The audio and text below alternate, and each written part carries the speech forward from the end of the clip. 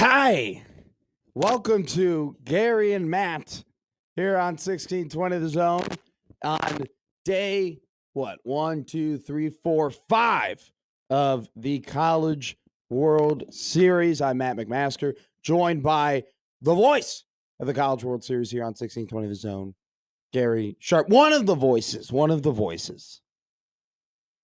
Gary, I can't hear you. Gary, I can't. Are you talking now? Yeah, there we go. There we go. Fix that on that end back there, 50th and Capitol. Oh, my bad. We fixed it. We got it done. How are you? How you doing? Good. You guys ready for a triple header of baseball on a Tuesday? I am so ready as the club is going up, as the kids would say in the Omaha Baseball Village. I'm doing great. Bright-eyed, bushy-tailed, energy-driven. Voice is a little bit raspy here, but I know that people at this point thought that I would be broken. Damn near close.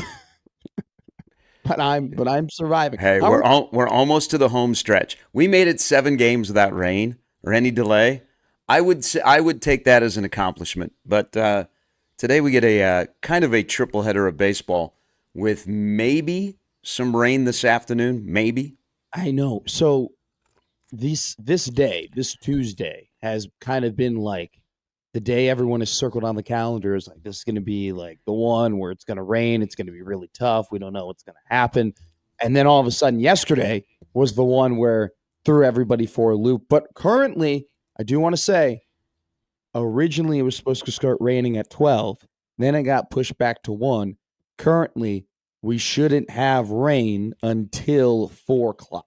So, see, ideally would be the game that starts this morning at 10:03. Now there's still a lot of baseball to be played. Is that when it rains, it's between the second game of the day and the third game of the day, or it rains where you don't have to delay it. You don't have to pull the tarp, and you can continue to play.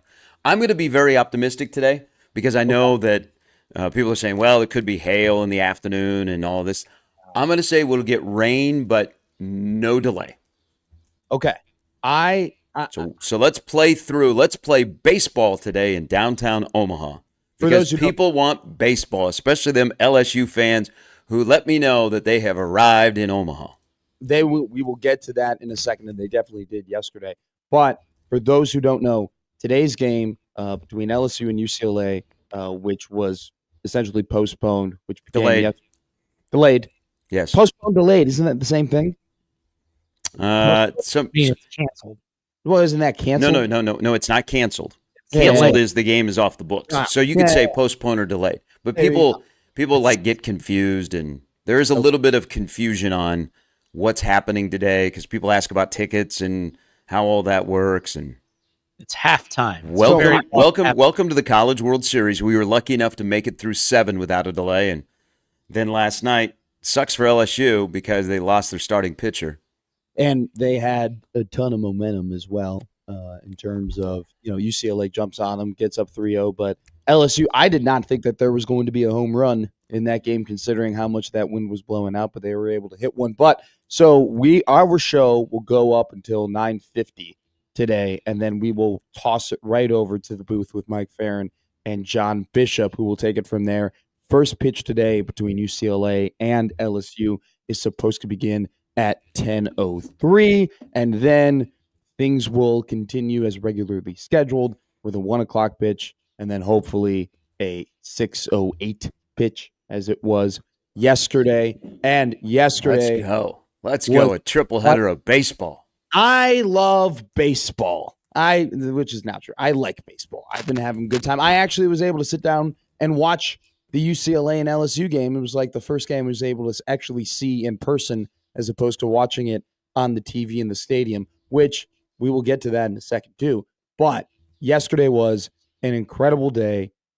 Gage Wood pitches a no-hitter, absolutely dominant for the Arkansas Razorbacks as they defeated Murray State, who go 2 in the queue. The Razorbacks will play the night game tonight between the loser of UCLA and LSU. Gage Wood throws the 9th ever no-hitter in the NCAA tournament, the 3rd ever no-hitter in the College World Series. And if you want to get granular and add in the MLB, it's the 12th time in baseball we've had a postseason no-hitter, an absolutely dominant performance. By far, like the greatest performance I've seen with my own eyes. And you were able to be on the field and talk to him after the game. I don't know that I don't know that I mean Skenes was filthy here. He didn't have the amount of strikeouts and he didn't throw a no-hitter. Yeah. I think Gage Wood could have thrown 130 fastballs yesterday and would have no-hit Murray State. I mean, he was that good. When you're in the ninth inning and you're throwing 96, 97, I mean, he was absolutely dominant. That's exactly what they needed. But it was, it was kind of interesting. You felt like as the game went on, and you had to remind yourself that he had a perfect game going for a while. Sure. Because it didn't feel like it. Okay. He was dominating, but Murray State just didn't have very good at-bats. And Arkansas wasn't like bludgeoning them. They'd only scored a couple of runs.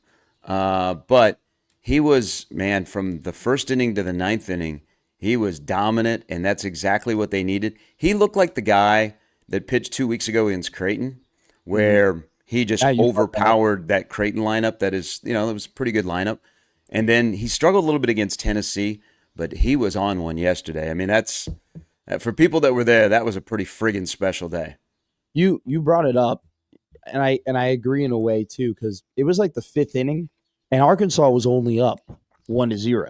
Yeah. And so you were like, okay, like this is getting interesting. Like this is a little weird. Like Gage Wood is pitching really well, but you're thinking, Murray State is a bloop and a blast here from being able to take a 2-1 lead and make it really, really interesting. And I think it's funny too. I agree with you too that it wasn't like you didn't get to the third inning and you were like, oh my God, he might do a no-hitter. He's absolutely carving this lineup, or this could be incredibly special. At the same time, though, he had 19 strikeouts, which is still kind of crazy to wrap my head around, because to have a no-hitter is incredible, but to do it in that way too, like to just have 19 strikeouts in one game, which is a College World Series record. Previous to that was 17 strikeouts. Was absolutely incredible. But the Razorbacks needed it, and they're now going to go and play the winner of this game tonight between LSU and UCLA, and the loser. I'm sorry. Yep. In this game, and you talked about it. I mean, they legitimately, after this performance from Wood, they still have a lot of arms left, and then on top of that, Zach Root only threw 38 pitches against LSU the first time, so he will be readily available. Yeah, the one thing I worry about Arkansas, though, especially if the wind is blowing in, I don't know what they have as plan B to score runs, because they're such a home run hitting team. Yeah. So that's a question, whoever they play next and whoever they play down the road. But they do have, their pitching is set up really well. Like, they didn't have to use an arm out of the bullpen. You mentioned Zach Root from Saturday night could probably come back either, and it depends on how funky the schedule gets, if the weather does impact the schedule, because then you add possible days, which could play well. But, once you get into the loser's bracket out of their bracket, you are essentially playing 4 straight days. Yeah. So you need an outing like Wood where you don't use your bullpen, but they're pretty good in their bullpen. They got enough arms that if there's going to be a team that comes through the loser's bracket, I always thought it would be Arkansas. Mm-hmm. But again, Arkansas has got to find a way to score some runs that are not home runs. And in this ballpark, when the wind is blowing in, it seems to affect them more than anybody else. You're totally right, because they score 1 run against LSU. And Cade Anderson was great, but it definitely was a struggle bus to get anything going on the offensive end. And they had one guy, Thomas Jr., yesterday, who had 4 hits. And it seems like the offense just isn't there right now. But at the same time, it's like they needed, not only did, obviously they needed to win the game, but they needed that type of performance from Wood after what happened to Root. And now I'm curious, you do get into the interesting conversation of like, do you use Root in a bullpen role, or do you hope that do you just kind of hold on and hope that the bullpen can get you through to the championship series where you can use him in a starting position? I don't think because you have, I don't know, I don't think he's come out of the bullpen. So that's a whole different world if you are bringing a guy out of the bullpen like in a dirty inning or to begin an inning instead of starting a game where they go through the routine. I think you start him. You just have to figure out, okay, through 38 pitches, today's a bullpen day. Mm. Probably won't pitch today. Do you save him? And if you have the game to go where it's winner take all on Thursday, is he your guy? Because LSU will think the same thing. If LSU, let's say LSU holds on and beats UCLA today, and so they're in the driver's seat just like Coastal Carolina is, then do you save Cade Anderson? What if you get into a winner take all situation where you lose Wednesday and Thursday? Do you go back to Cade Anderson on Thursday? LSU faced that when they were here and won the championship. They had to pitch Skenes on the winner take all against Wake Forest. And we got the great pitching matchup. So that's part of navigating the College World Series with the schedule, especially if you fall into the loser's bracket and you have to play 4 straight days, is what do you do with your starting pitching? Do guys like today, it does suck for LSU. I mean, it's the weather, the sport is meant to be played outside, is you lost your starting pitcher who was a guy that was going to give you lengthy innings. UCLA had already gone to their bullpen, so Ianson, who had not thrown a lot of pitches, is he done for a few days? Would he be available on a Thursday to throw something out of the bullpen, or do you shut him down and he would be your guy on Saturday in game 1 of the series? So that's also part of, a lot of head coaches that win here, and things get quirky. It's how they manage their bullpen, how do they manage their arms, and now we're in that situation. But damn, anybody that's managing arms would take Gage Wood yesterday. He was a dog. They say he was a dog. He was a Razorback dog. 97 miles an hour on your 119th pitch. Yeah, they weren't touching him. He overpowered. Overpowered a lineup that is pretty. I should say, I wouldn't say aggressive. Good. They're kind of a pain in the ass at the plate because they will hit a lot of mistakes. They couldn't touch him. They couldn't touch him at all. So currently right now, Anthony Ianson threw 44 pitches. So he's kind of, it's funny, he's kind of in the same similar situation as Root in terms of, 40 pitches isn't zero, it's still something. But at the same time, you're not hitting that 70, 80 mark. So you were down on the field and you were seeing these pitches and just watching this incredible performance. I know you've watched a lot of baseball. For you, I just want to hear from you, where does Gage Wood's performance rank for things that you've seen before your own eyes? Because for me, I've never seen a no-hitter before. Yeah, it's right up there. I've seen a couple. It's right up there because he was just so dominating. Yeah. In terms of, and he didn't overthink it. Again, he could have thrown 130 fastballs and maybe thrown a no-hitter yesterday. They were not touching his stuff. I mean, he was 95, 96, 97. He would touch 98. Ryder Helfrich, his catcher, called a great game from the dugout to the catcher. I think he was just dominating. He had stuff that you only dream of. So it's definitely right up there. And the thing about it is he's now in the lore of this being the 75th anniversary. We were in the press box after the game and we were rattling off great pitchers that have had great performances here because there have been some pitchers that are well known that didn't necessarily pitch very well in Omaha, but he's going to be from way back in the day to Calvin Schiraldi's to the Roger Clemens to Skenes and Lauder, and he'll be mentioned right up there with them because people saw something as you were mentioning, and people saw something yesterday that you probably only once see in a lifetime. There's very few of us that get to call a no-hitter. There's very few of us that get to score a no-hitter if you're the official scorer, or let alone see a no-hitter. But but again, back to the point, it was kind of, he was dominating the game so much that you did have to remind yourself that he still had a no-hitter. There weren't incredible defensive plays that saved the no-hitter. No. He basically, 19 of the 27 outs were done by himself. Well, actually, 21 of the 27 outs were done by himself because he picked up the ball and he threw it to first base, which is absolutely wild to think about. But there wasn't really, you are right, there wasn't that iconic moment. There wasn't that Dwayne Wise catch, or it's like when Cole Hamels had no hitter against the Cubs, you had their center fielder like literally fall down on the track and had to like scoop it from his legs in order to like catch that ball. There wasn't that moment. I also do think too, like you didn't walk into that game because he's the second pitcher on the team with a 5 ERA, right? So it's not like, oh my God, it's Gage Wood day. It was like, this guy's good.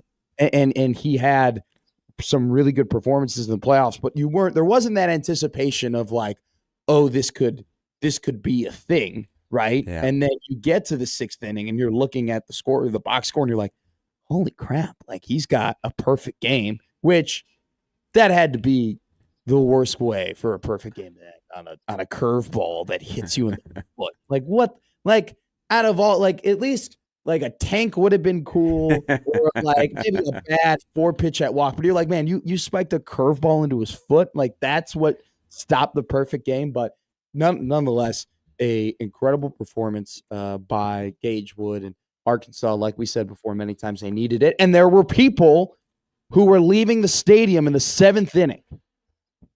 It was crazy. It's because we left, so I'll admit, we left early. And I am going to claim that I saw the no-hitter and I watched the no-hitter, even though I didn't see one live pitch. Okay. I might as well could have been at a bar in terms of like how I watched this game, because we're outside the booth and we were watching the no delay TV. So we actually stayed really late. We left at like the 8th inning because we just wanted to see as much of it as possible. And then we went back to the OBV to like get ready for the show. And while we're walking, there was like not just like 1 or 2 people, like a plethora of people who were like leaving this game. And we were like, do they not know? Yeah. College baseball has a pace of play problem. And considering the fact that, and I know it's a different game from the MLB and there's more pitching changes and there's more volatility and the hits can rack up and whatnot.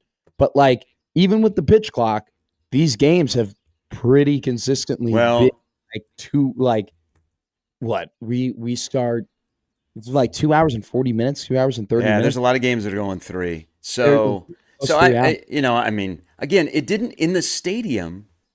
It didn't feel like a no-hitter. Like you had to kept checking the board that he had a no-hitter, because it was really there wasn't much about the game. I mean, there were a plethora of strikeouts, sure, but there weren't a lot of balls in play. You almost appreciate what he did after the fact when you're like, damn, 19 strikeouts. Because there were people that were texting me and that were either in the ballpark and they're like, man, it's 7th inning. The guy's got a no-hitter. You should bring it up. And I'm like, nah, I'm not going to mention anything. So it didn't dawn on people until you got to like the 7th and the 8th. Probably even that he had a perfect game until he hit the guy that you were mentioning.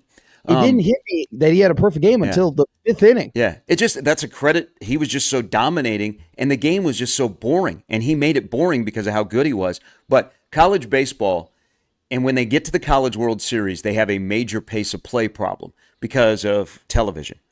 The commercials are extended. And so I think people that are the casual baseball fan that shows up for the College World Series, they're the ones that, by the 7th inning are like, you know what? Hey, let's go check out Baseball Village. Let's go get something to eat, and we'll catch the rest of the game. So I think those are the people that are leaving. But here at the College World Series, the pace of play is bad. But when you go to a regular game in the SEC where they do enforce the pitch clock a little bit more, it goes a little bit quicker. But here, because of the setup, because of the television, everything is extended, and so you get games that drag. Well, and that's a great point. Like a 1 or 2 run game should not be 3 hours and 35 minutes if it's like a 3-1 game. Well, the thing is too is that if I don't have skin in the game as a fan, and I'm just kind of there to enjoy like the sights and sounds and like say that I'm at a College World Series games and tell my buddies, oh yeah, I went to a CWS game. I'm there for 2 hours, and at that point, at the end of the 2 hours, I'm like, all right, I've already spent so much money on food and beer. I'm hot. I'm dripping. I'm like, this is sticky. Like, I'm kind of sick and tired of this. Cool. Like, whoever wins. They're not my team. I'm going to go to air conditioning, or I'm going to go home, or I'm going to go and take a nap. And like just for some perspective, like so we do the post or the in between show, right? Mm-hmm. Like up till 5:40. Like we haven't had a show that is 2 hours because by the time we get on, it's already like 4 o'clock. And you guys only do like you do like a good like 15, 20-minute post game show. It's like these games are taking 3 hours to play, and there's still a pitch clock, and it's just baseball's baseball for if it's your team, you're going to be there no matter what. If you're an LSU fan, you're going to stay. If the game's 3.5 hours, 4 hours, you're going to be there and you're going to watch your team play it. But in terms of just like the casual viewer, there definitely has been it's been tough sledding, especially with the weather and how warm it's been and how humid. Yeah. I know the weather is. I mean, this is the middle of the summer or the middle of June in Omaha. Yeah, the weather is a deal. I mean, you just kind of get worn out. But this is why the College World Series will never come close to what the Women's College World Series did for TV ratings. It's not a great TV product. Softball is so bam, bam, bam, bam, and you could fit it sometimes into a 2-hour window, even though some games seem to run a little bit longer this year. It's just college baseball is different. It's just here at the College World Series, games drag a little bit longer when they really don't need to. Well, and it just seems like too. But the quality of play is still good. It's the pace of play that is an issue. It seems like if you're going to get a 2-hour game, you need to get like 6 or 7, like 1, 2, 3 innings. Like, because even like that Arkansas Murray State game, through the first 5 innings, they flew. It was quick work from like both sides, and that still was a game that at the end of the day like took near up to 3 hours. And so. Yeah. And I do, and I know that everybody that are caretakers, especially college baseball, with the pitch clock, it's not under the same umbrella that you see when you go out to Warner Park, in terms of speeding the game along. Sure. The one thing I do appreciate for college baseball, and especially on this stage where more people watch college baseball this time of the year than they ever do, is the reviews. So it used to be the umpires would have to come off the field and they would go into what we call bunker, which was just beyond the third base dugout, and they would look at the replay, and you would wait, and you'd wait, and you wait, and then they'd come back out, and they would tell you what it was, and then everybody had to get reset. The fact that the umpires can stay on the field and that back in the bunker there is somebody else that is going over the replays to relay to the umpires on the field, that has helped immensely. I'm glad that they instituted that. I think that's a good addition to the game. God, can you imagine with already like what the pace of play has been, if then the reviews were taking long too? Well, I think, they hear it from their customers. The customers are the fans, and they want to make it an appealing game. But college baseball has always been kind of a grind. There's not as many, but there used to be head coaches that, hey, if we get a pitching staff that's throwing against us to throw 250 pitches and we just keep fouling stuff off, you know what? Stepping out of the box, taking pitches, getting a bunch of 3 and 2 counts.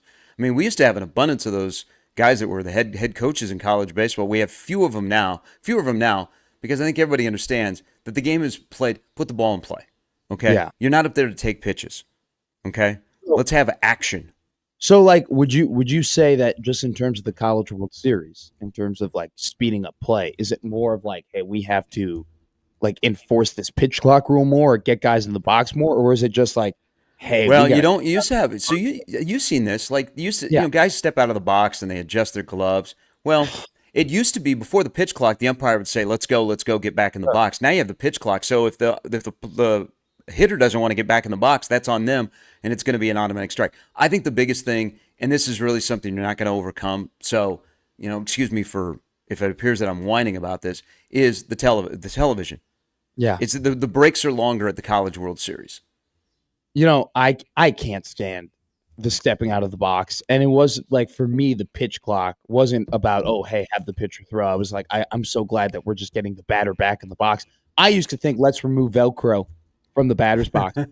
Seriously. I was like, let's take the Velcro off the batting gloves so these guys can stop unwrapping it, then rewrapping it, unwrapping it, then rewrapping it. Have them have just slip-on gloves, just stay in the box, and just swing the bat. But it's – You're Thank right. God for the pitch clock. Hey, college baseball is trying. They instituted the pitch clock. They got reviews that are on the field.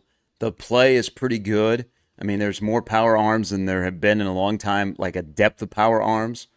So the product is getting better.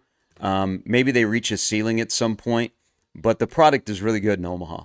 And Gage Wood showed that yesterday.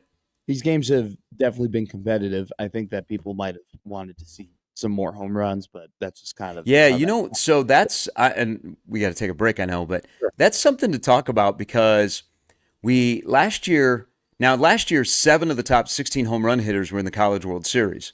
So you're thinking, this ballpark with the wind, guys will still be able to hit home runs, and they did because we had 37 last year, and that was the most since I think 2009. Oh wow!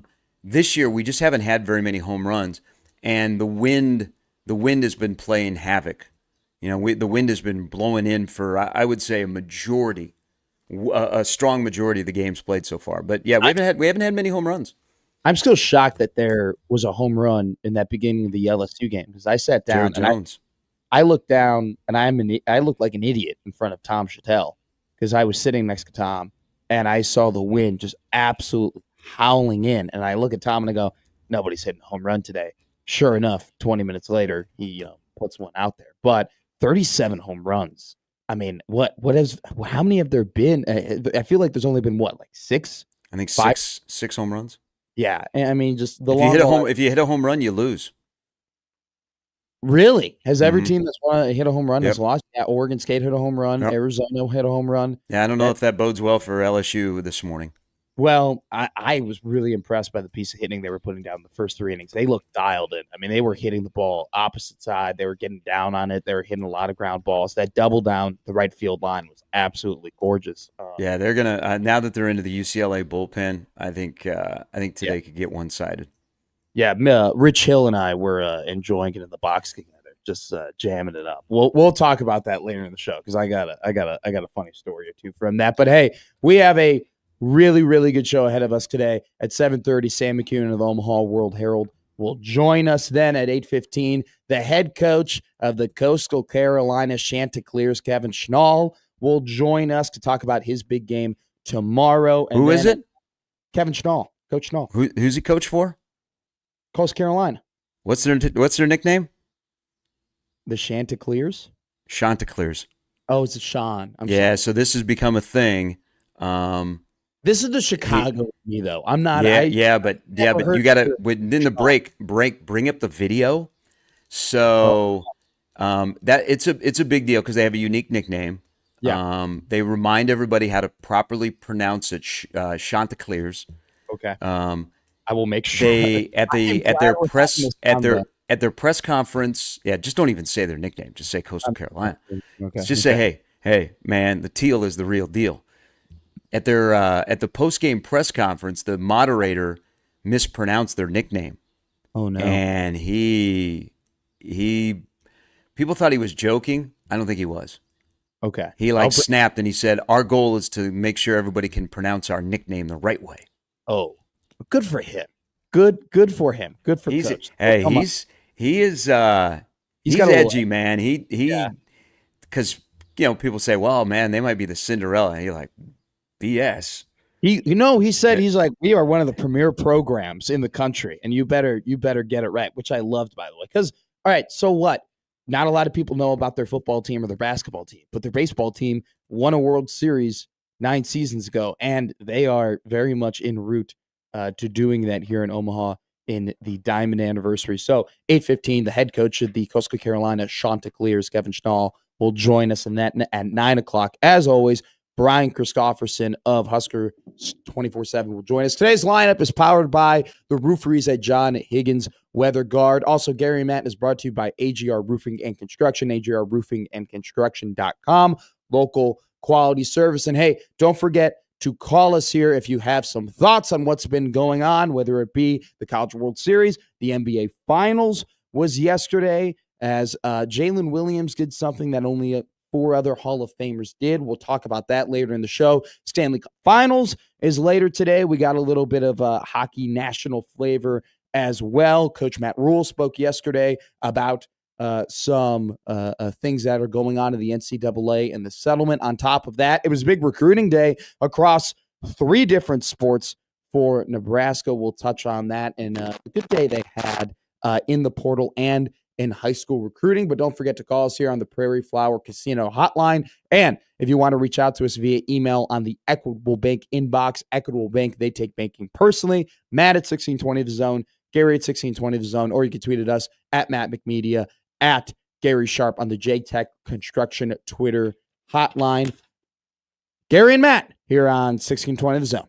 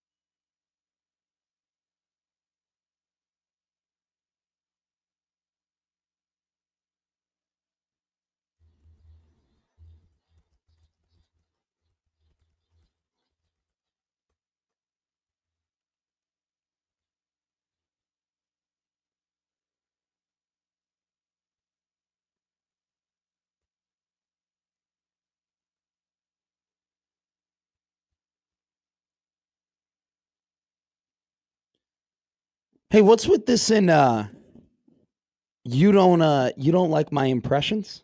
What's going on No, here? I said we need more impressions. You don't I was listening at the before it got kicked back to the press box for the LSU game last night, and I said we need more impressions.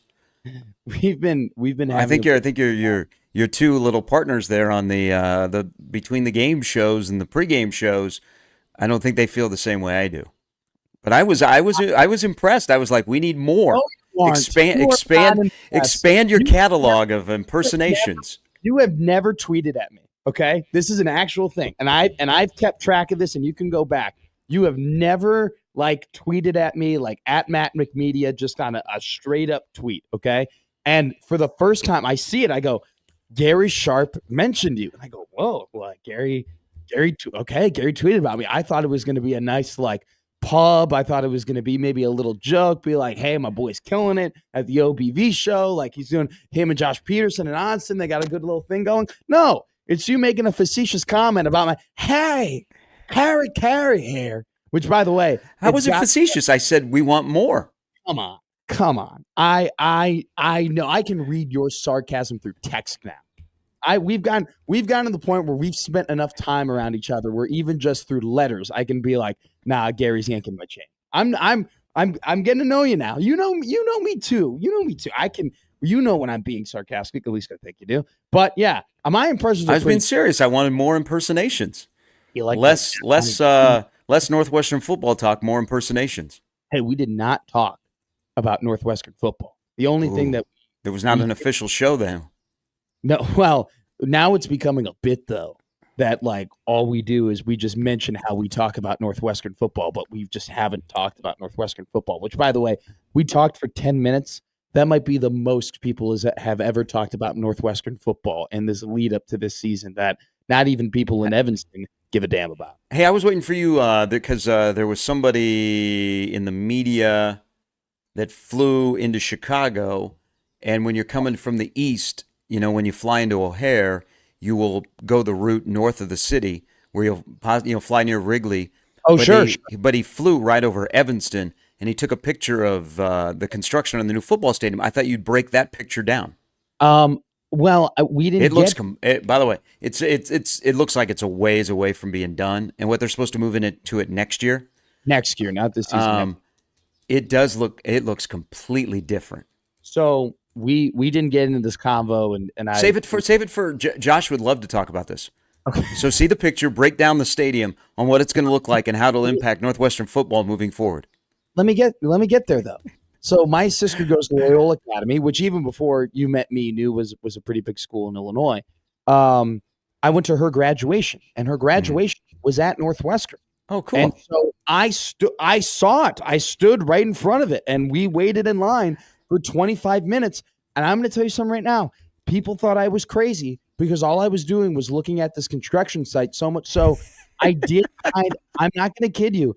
I did kind of climb the fence a little bit at one point to get a better view of what it was and how it looked like. So I'll give you the full update now. You've now cranked up. No. This is good. This is good. You save it for the hours of time at Baseball Village today. Real quick though, they're gonna have two scoreboards, Yeah. and you can tell where they're going to put it between the spaces that are currently set up in the stands. So there's like, oh, hey, the scoreboard's probably going to go here. They're going to be massive. Now, they're not going to be center aligned, which I'm a little annoyed about, but they're going to have two really big digital screens. It is so much different. Okay, Ryan Field was awful. This thing, you can just look at the construction part of it right now, and you're like, that's going to be a high-quality stadium. It's going to be. I've seen the renderings. Northwestern's facilities, like their football facility, looks awesome. magnificent. They did the right thing with their basketball arena. Yes. Their football stadium's going to be the right size. It'll be the right size, and to appease the people in the neighborhood, and also, make it more of an intimate setting, because that was, Welsh Ryan was, or the old stadium. Yeah, it was a cave. Couple of things about yesterday. One, Sure. I don't know that this has been brought up, but So the bat boy for Arkansas, which is the son of one of Dave Van Horn's assistants, I don't know what his real name is, but everybody just calls him G Baby. And he's got the arm sleeve on the right arm. He's got all the batting gloves. He's got the wristbands. He's got the helmet. Like it's pretty cool for the kid because he gets to hang on the railing with the coaches and his dad, and and it's that. I mean, we'd all want to be that age. He almost jinxed the no-hitter yesterday. Oh no! So in the dugout, everybody left. So I was watching this. So like normally happens, everybody leaves Gage Wood alone. And after the 8th inning where he came off the mound and he was beating his chest and he was getting after it. And Dave Van Horn had to say, hey, just to take a deep breath. The bat boy says out loud, hey, is Gage going back out there for the no-no? No. Yes. No, he didn't. Yep. And was like a hush or a shock over what I think everybody just kind of looked at the bat boy and didn't say anything. And I mean, he was going out there no matter what for the 9th. But yeah, the bat boy doesn't know the protocol. And he's like, hey, is Gage going back out there for the no-no? Can I just say this right now? It is crazy how baseball has convinced a bunch of grown men and women that if they acknowledge something might happen, that's really cool. It is not going to happen because we were there and we were all on social media and we were all tweeting it out and we felt like, hey, we're boots on the ground. And we were literally reviewing each other's tweets to make sure that we were blurring the line between jinxing it and acknowledging the fact that something cool is going on, which is crazy to me that in this, it's just a sport and it's a no-hitter and it's cool. But everybody's like, I don't want to be that guy. Yeah. Like I was like, I don't want to be the dude, like, because I was tweeting from the 1620 The Zone account. I didn't want people to go at the Zone and be like, UMF-er, you jinxed it. Like, what the hell are you doing? It's just, I don't believe in that stuff. Neither do I. And if I was a pitcher, so like normally, most of the time, the pitcher in the game that comes back into the dugout and he's still in the game, people will leave him alone, but they'll walk by and they'll talk to him, or his pitching coach will come and talk to him, or his catcher will come and sit with him. Yeah. But I would think as a pitcher that is in that moment, when everybody avoids you, would be the worst thing. Like I don't want to be treated any different than like the 3rd inning just because now we're in the 6th and I have a no hitter. That would get me to think, okay. But there are, I do believe, and I don't know if I heard him say this because I didn't get a chance because we had we caught him and he was trying to come down from this high. So I don't know if he knew at what point he knew that he had a no hitter. So, but people left him alone, and I would think as a pitcher, I'd be like everybody treat me normal. Can you imagine if you were like sitting in the dugout and nobody's talking to you, and you're looking around being like, "Why isn't anybody talking to me?" Exactly. And box score, and you're like, "Oh shoot, I'm good right now." He had to be aware that he was shoving. No. Yeah. I'm sure he knew, but I'm just saying. I feel like. I'm with you. I would have no idea. Hey, the other takeaway from yesterday, Paul Skenes is really friggin' cool. Okay. Just going to say that. Paul Skenes was there last night on his off day supporting his alma mater. He, of course, was in town. His girlfriend, Livy Dunn, who has been in town for a couple of days. Yeah. They were across the street. They were at Rocco's. He wrote on the shot board. But a couple of people that I know had like a brief interaction with him. Oh, wow. And he said it's like night and day. He looks like a guy that just wants to be a normal dude. Sure. But when you're in that world, you can't be a normal dude. Yeah. But like he is smooth, man. He's a good dude. So I was talking with Rich Hill. I watch, and we'll get. Who, by the way, Rich Hill is not opting out. He's going to stay with the Storm Chasers. Yeah, yesterday was the day he could have opted out of his contract to become a free agent. He was telling me, he was like, I need to find a skate spot. I'm like, man, do I have them for you? I haven't been to any of them, but I know the names of them. And so I told him where to go. #Drover, #committee chop house. But him and I were talking, and he was like, yeah, one of the 16 teams I played for was Pittsburgh in Paul Skenes' first year. when he was a rookie, and he came up. He's like he's like all about business. He's a nice guy. He just wants to get it done. He's just a stud. Like he just walks in, the way he carries himself, the way he approaches things, the way he's just a professional, and he's just a dude. He's a professional, and he's a guy, and he's awesome. He's going to be great forever. And then he goes, but he probably won't be in Pittsburgh for too long. I go, really? Like already? He was like, yeah, they'll probably get rid of him. I'm like, all right, cool. So that was pretty cool, and it's been a really, really cool weekend. And by the way, did you see what Livy Dunn was drinking yesterday? Yes. She's a Miller Lite girl. All those trips to Wrigley, seeing Paul throw, all those times in Waveland and on Clark and on Addison. She likes the 96 calorie, 3.2 carbs. I didn't think I could become a bigger fan of Livy Dunn until I saw the picture yesterday of her holding that beautiful 16-ounce can. I thought she'd be a club soda girl. I didn't think she'd be a beer gal. No, I mean, she's one of us. There's a lot of things that we have in common with Paul Skenes. We might have a girlfriend or a wife that likes Miller Lite. Okay, we can relate. I was like, I can't throw the ball 99 miles an hour. I don't have that in common with him. I'm also not 6'5" and an absolute monster. Even from like the press box, if you look down, he has a massive back. He's just a wide human being. It's absolutely incredible. But shout out to the LSU fans yesterday, because I know that we were kind of dogging on them a little bit about the fact that they got absolutely outnumbered and kind of bodied by Arkansas fans, but they were out and about yesterday at the game. Leaving the game during the rain delay was an absolute nightmare. Just trying to, yeah. It took me quicker to get from the parking lot to my home than it did from the press box out into the street. The concourse was absolutely jam-packed with a bunch of people who don't know how to walk. I don't know in Louisiana if there's, some sort of slow walking rule or whatever, but it was absolutely jam-packed as I was trying to finagle and squeeze my way. Brother, you haven't spent much time in the South. You think the pace of play in college baseball is a little bit slow? Yeah. The life in the South is slow. You ought to go to a fast food restaurant in the South. You'll lose your mind. Is that true? I've never spent time. It's a slower paced lifestyle. Yeah, I couldn't. There is not a sense of urgency. I can't live my life that way. You know me. I gotta get from point A to point B. My nickname, my grandfather's nickname growing up was Big Hurry Going Nowhere. All right. I have a spot I need to be at. I need to get there. But hey, to be fair though, they were probably moseying over to get another beer, because that place turns into the biggest bar in the state when there's a rain delay. And so I was moseying over because I was absolutely toast from the day. But here we are, day 5 of the College World Series. Just a quick programming update. We have a triple header today.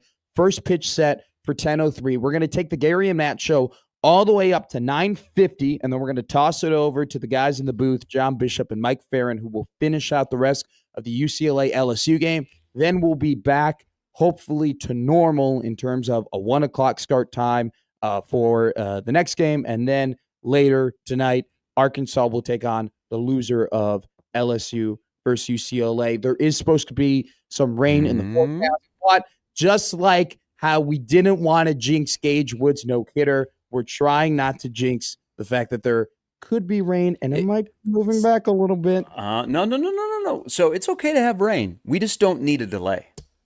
Yeah, we can play in some rain. We just don't need a delay.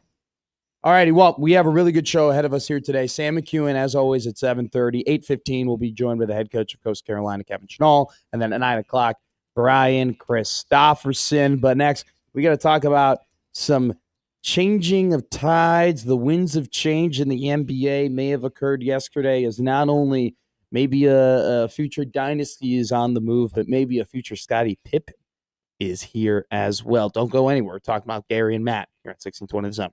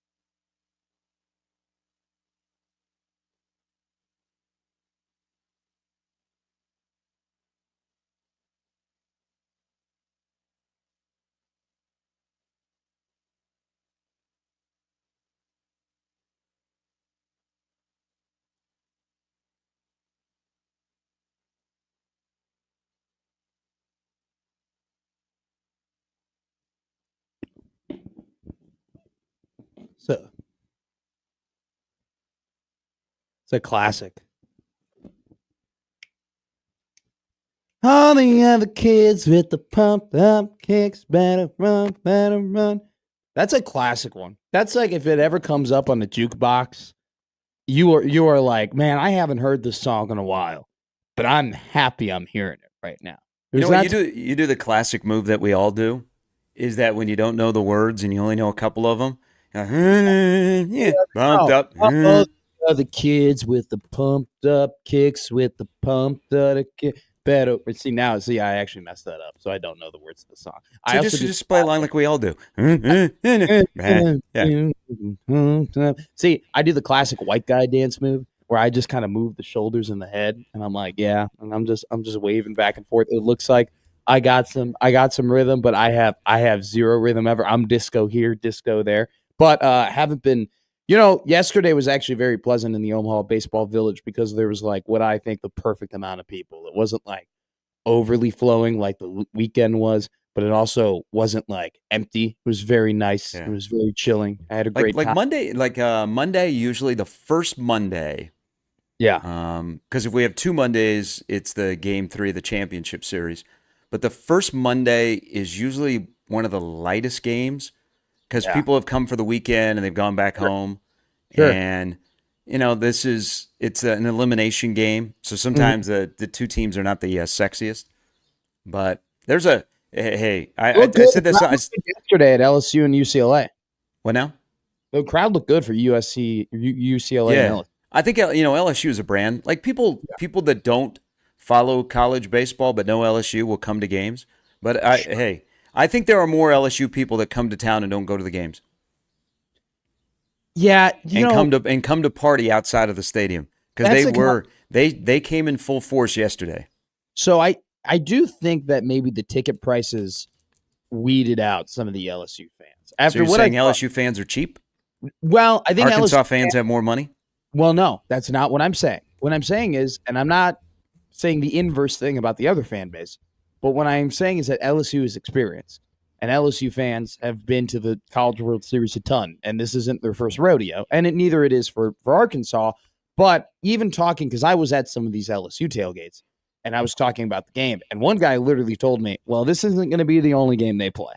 There was an understanding of they're going to play a couple of other games after this, and the College World Series isn't who wins the first game. It's really who wins the most games in a row and who wins the last game. And so I really do think there's some LSU fans who are like, yeah, we're going to go and tailgate. We're going to, get crunked, but I ain't spending $350 on this first game. I'll spend $350 on the next 3 and I'll enjoy myself. So there you go. There's my impression of an LSU fan. More impressions for you. That's all I'm doing now. I'm Mick impression boy. No, you don't like Mick impression boy. No, I told you I love your impressions. I think you should have more of them. Do not have less. We need more. What was out of the 4 impressions I had yesterday? What was your favorite impression? Well, I think your Gruden one's pretty good. Okay, I'm telling you, I got a good Gruden, and I got an okay Trump, and my Harry Carey is bad. And then just my accents in general are pretty mid. But we're having a good time. By the way, shout out. I do want to say this. Shout out Murray State. I know they went 2 in the queue, but it was one hell of a run for the Racers, and I was so impressed with how many Murray State people showed up, how many Murray State fans showed up.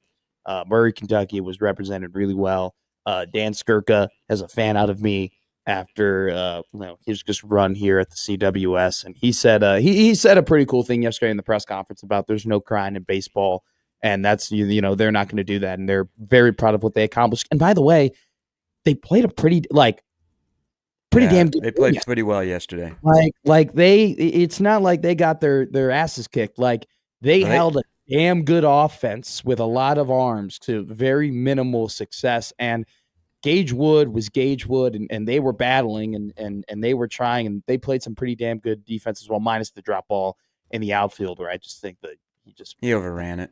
Yeah, it was just not a. Isaac Silva was really, really good for them. I'm glad people got to hear the story of Murray State because it's kind of a remote area. It's only 18,000 people. They're very fired up. They just got a BW3 at Jimmy John's.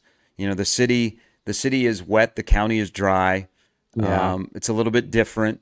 They don't charge admission at their games. And if they are going to charge admission, they'd have to install concession stands, bathrooms, and they'd have to enclose the facility. They don't really have a desire to do that because they have a fan base that kind of likes to pull up into the parking lot, get out of their car, and meander into the ballpark and find a seat and sit and watch the game. And they feel like they might alienate some of their fans that have been coming. But it's, they had a great turnout. I think a lot of people adopted them. The NCAA merchandise tent on Sunday ran out of merchandise, Murray State merchandise. Awesome. They had to make another order because there's not a lot out there. Yeah. And they didn't get into the College World Series until Monday night. So a lot of those places that do the T-shirts and stuff had to scramble. If you're doing all the logos, you had to scramble because you had to wait on Murray State, and you're like, okay, we have the Duke one readily available. Sure. All of a sudden, Murray State wins, and you're like, okay, the scramble is on. So it was a good story. The one thing, they also have an athletic director. So I met their athletic director. He's the youngest. He's the youngest athletic director in Division I. He's 35 years old. They have raised in Murray, Kentucky, with Murray State, and they also have a new basketball coach, Ryan Miller from Creighton, who's already been to France twice to recruit. This AD raised $21 million last year. Yeah, What? he's Legit. somebody. Yeah, they have a very young athletic department, like people that are around him. Sure. But their thing will be, the Missouri Valley Conference is losing Missouri State, so that'll hurt a little bit in baseball. They already lost Dallas Baptist. Maybe someday they'll get Omaha. But can they hold on to Dan Skirka? Oh, I'm on Omaha to the Missouri Valley Conference, but I know. Can they hold on to Dan Skirka? Mm-hmm. Because there's, the only job that's open is Duke, and that looks like the third base coach for LSU is the front runner for that job. If not, maybe Chris Lemoynis, who got fired at Mississippi State. But if they have another good year at Murray State, they're not going to be able to hold on to him because there'll be an SEC school or an ACC school that will come calling, and they'll say, hey, if you can do that with those resources where you don't fund 11.7 scholarships, what can you do when we give you 25 to 30 fully scholarship athletes? What's Murray State's athletic director's name? What's the name? What is his name? God, is it Nico? Murray State. Anyway, no. It's yes, Nico Yantko. He's the only Nico that's having a good year. We'll see. Nico Yankto. Hey, so LSU and Arkansas obviously have the most gear and the most fans, but outside of that, the most memorabilia that I've seen is Murray State. It is incredible. And we've talked about this with the NCAA tournament for basketball, how much it means to get your name on the bracket and to get your logo on CBS and stuff like that. But there are a lot of people now who are going to have Murray State gear, and they're just going to be walking around your local Hy-Vee, and you're going to be like, what the hell? You go to Murray State? What the hell is Murray State? Where's Murray, Kentucky? And so that's awesome for the athletic department. And they played UCLA, one of the best teams in the country, and they lost by 2 runs. They played Arkansas, another top team in the country. Those are probably 2 of the top. They are 2 of the top 5 teams in the country, and they lost by 3 runs. So they played 2 of those teams, and they lost by a total of 5 runs. Okay, they had a great season. Look where they went through Oxford, Mississippi, and they went from Durham, North Carolina. They are wonderful people, man. It's and I've said this before. Because sometimes all of us that are either work the College World Series and we live here year round, we get kind of jaded, and you get it's the same thing with Nebraska football. Yeah, I think we spend so much time around Nebraska football and covering Nebraska football and covering the College World Series that you form this opinion of, oh God. But then when you get an outsider that either goes to a Nebraska game for the first time or they come to Omaha for the first time. And they detail their experience, and it's one of their greatest moments of all time in sports. it kind of reminds you again of how lucky we are in this area. But in particular, the College World Series, we live here year round, so we see that ballpark all the time. We always talk about the College World Series, but it's refreshing to hear people that come to Omaha and they talk about things that we take for granted. And we're like, yeah, it's pretty damn cool that we live in Omaha and we have the College World Series and you're able to experience this and that. I mean, they are the Murray State people. They first of all, they'd only been home for 6 days in the last month because of the conference tournament, regional, super regional. Yeah. But like they were talking about the dinner. So every team has a service club. Sure. And the American Legion is in charge of Murray State. And so they took them to the VA hospital, the DAV, or the VA hospital, the big ballroom for dinner the other night. And like these guys raved about the meal. And you're like, really? And then you're like, oh, okay. Good. Yeah. So, I mean, it's cool to hear the outside perspective of people that come here for the first time about how nice we are here, how accommodating we are, and how cool it is. And it was neat to see them. I wish they would have won a game, but for them just to get here is one hell of an accomplishment when everything was stacked against them, that they had to go and beat a really good SEC team, and then they had to go and beat a Duke team, and just the way they had to do it. I mean, it's not like they breezed through the postseason. You know, they had to force a game 3. So they're a great story. But you're right. They only lost 2 games by 5 runs. And when you get here, those teams do get separated because the game is played differently when you get to the College World Series.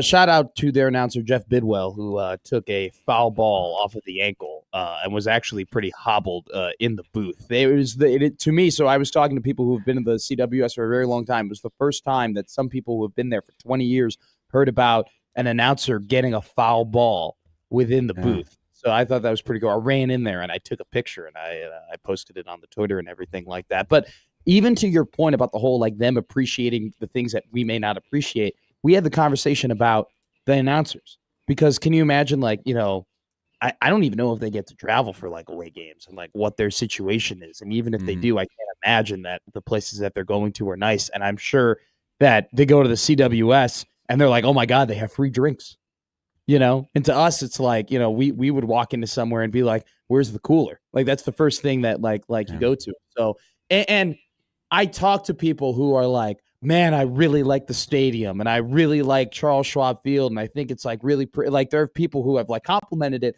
And I swear to you, I've kind of held my tongue because I don't want to be like the person who's here and being like, nah, it's really not like all that. Like, I'm not really that big fan of it. But there are people who really enjoy this. And I know we say sometimes, and I've said sometimes, and you've said sometimes, like, well, that stadium is built for the NCAA tournament. And it's not really necessarily built for like Creighton baseball. But I've always said this, when it's full for the College World Series, it's a different vibe. It's still a cookie cutter corporate ballpark, but empty, it does nothing for you. Yeah, you like a Creighton game. But for the College World Series, it's different. It is so different, and this event, man, like it's one of those things. Like, for me, and you know, I don't want to get like, you know, not sentimental or anything, but it's been really cool to like be around and work it and like see all these people and really enjoy and soak it in, because it's been a really great time and it's a great event. And I can't imagine that any other, I know we talk about the whole like extended again to 100 years. I can't imagine any other city and any other groups of people that would commit to doing it the way that Omaha is committed to doing it. So it's been a really good experience. And you know, it's all about the great baseball and the incredible moments and, you know, the no hitters and the long ball and everything. But I don't think it's about the baseball though. But unless that's your team. I don't think it's about the baseball. I think it's about the experience of being at the College World Series. I think, well, it's not about the baseball. It's about being at the event, which is it's perfectly fine. For a fan perspective, like, unless you're a fan of that team, or you're a diehard baseball fan, you are coming for the event. You are coming for the social scene. You're coming to be in the stadium. And how many people walked out of there that were not Murray State or Arkansas fans that they were really like, this doesn't affect my day? Oh, plenty. Yeah. Yeah. So it's fine. That's why it makes it special. There's a nice little mix of people that are there just to be at the College World Series, and then there are people there because that's their team, and Yeah. you know, Well, there are very few moments where we get to mix like true events with sports, where it's like, yeah, hey, you're at a sporting event, but like you're going to the game, but this in itself is an event, right? It's like the WrestleMania and the Super Bowl yeah. and the World Cup. Like those are the only other comparisons. To have it here in this city, to have something in the realm of that is absolutely wonderful. And we will not stop talking about it because we're not even halfway through the College World Series. We are on day 5 of what may be a what No, no, 10 no, no, no, day no, no, no, experience. no. We're gonna have a good day. We're gonna get 3 baseball games in today. We are going to play it. Hey, we're going to take this show up to 9:50, and then we are going to throw it over to the booth where LSU and UCLA will resume their game, and then we will play the other 2 games that were regularly rescheduled to play later today. Good show. Kevin Schnull of Coastal Carolina is coming up at 8:15. We'll have a quick little segment, and then Sam McKewon will join us around 7:35. You're listening to the home of the CWS 1620 The Zone. This has been Gary and Matt. All right, so we had storms roll through the area last night, and you may be waking up this morning and you're walking around your yard and you're assessing the most valuable asset that you own, your home, and you're like, oh, geez, what do I do? The siding, the gutters, the roof took a hit last night, and that next storm is going to be on the way, so what do I need to do? Well, you need to turn to the MVPs of roofing, gutting, gutters, siding in Omaha. They are Moose Roofing, an Omaha roofing company. It's big that they're local because whenever you get a storm, you know, if you've been in an area that's been impacted, there are contractors that roll into town and their business is on wheels, not Moose Roofing. They've been in business for nearly 30 years. They're right here. They're before the storm, during the storm, and after the storm. Pat and his entire crew, they have a passion for the product. You look at their project managers and their staff, they understand your problem. Why? Because they first get to know you. If you've dealt with contractors, you're like, oh, geez, they just give me a bunch of BS. Not with Moose Roofing. I have firsthand knowledge and going through the process where they will sit down with you, they will assess your needs, and then they will recommend the best solution. They also, with their latest technology, that they can run a full diagnostics test on your roof free of charge. They also will work with your insurance company because once you get to those claims and your insurance company goes, not so fast, Pat will even pick up the phone and he'll say, oh, yes, this is what we can do for our customer. And that's what they do. And then they get to work. So you need your roof, your siding, your gutters. You need them looked at. You need them fixed. There's only one place to turn. It is Moose Roofing. For more information and to schedule a consultation, go to their website, mooseroofing.com.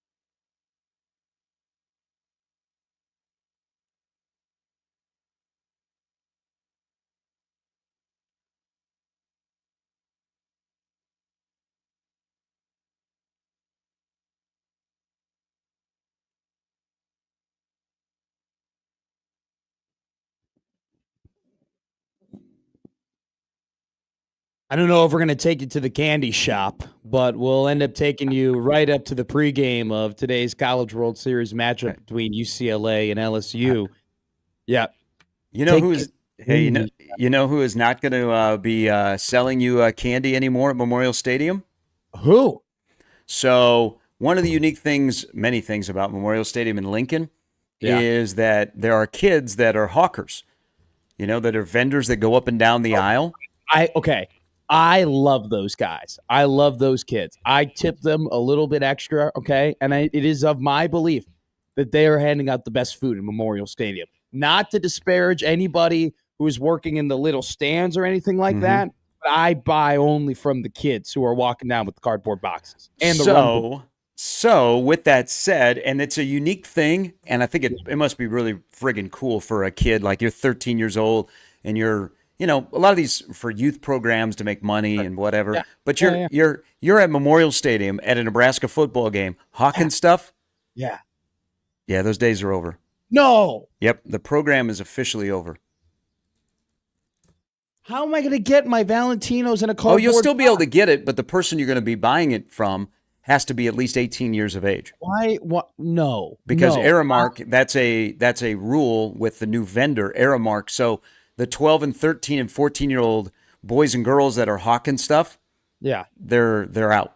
My generation, we don't do cash. Okay, we are a cashless society, and I think it is one of the worst things that we've done. And I take full credit in terms of my generation being part of the people who killed it, along with millennials.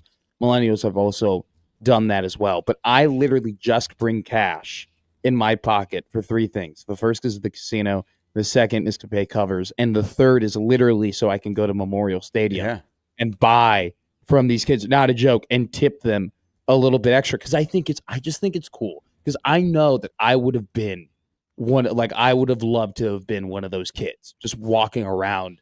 Well, and then because you would do this, and this is what you should do, is then they'd be able to watch the game. Yes. Like, you're going up and down the aisles or whatever, and you're gonna probably stand there and watch the game a little bit. But yeah, that program is out because you have to be at least 18 years of age. I know, and I would have been awesome at selling Runzas. All right, I would have been doing the elevator pitch. You would have been.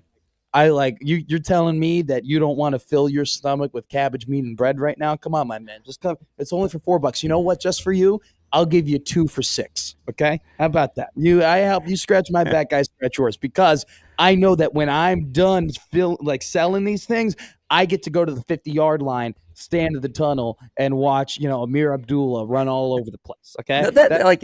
I know a little bit your tongue in cheek, but it is.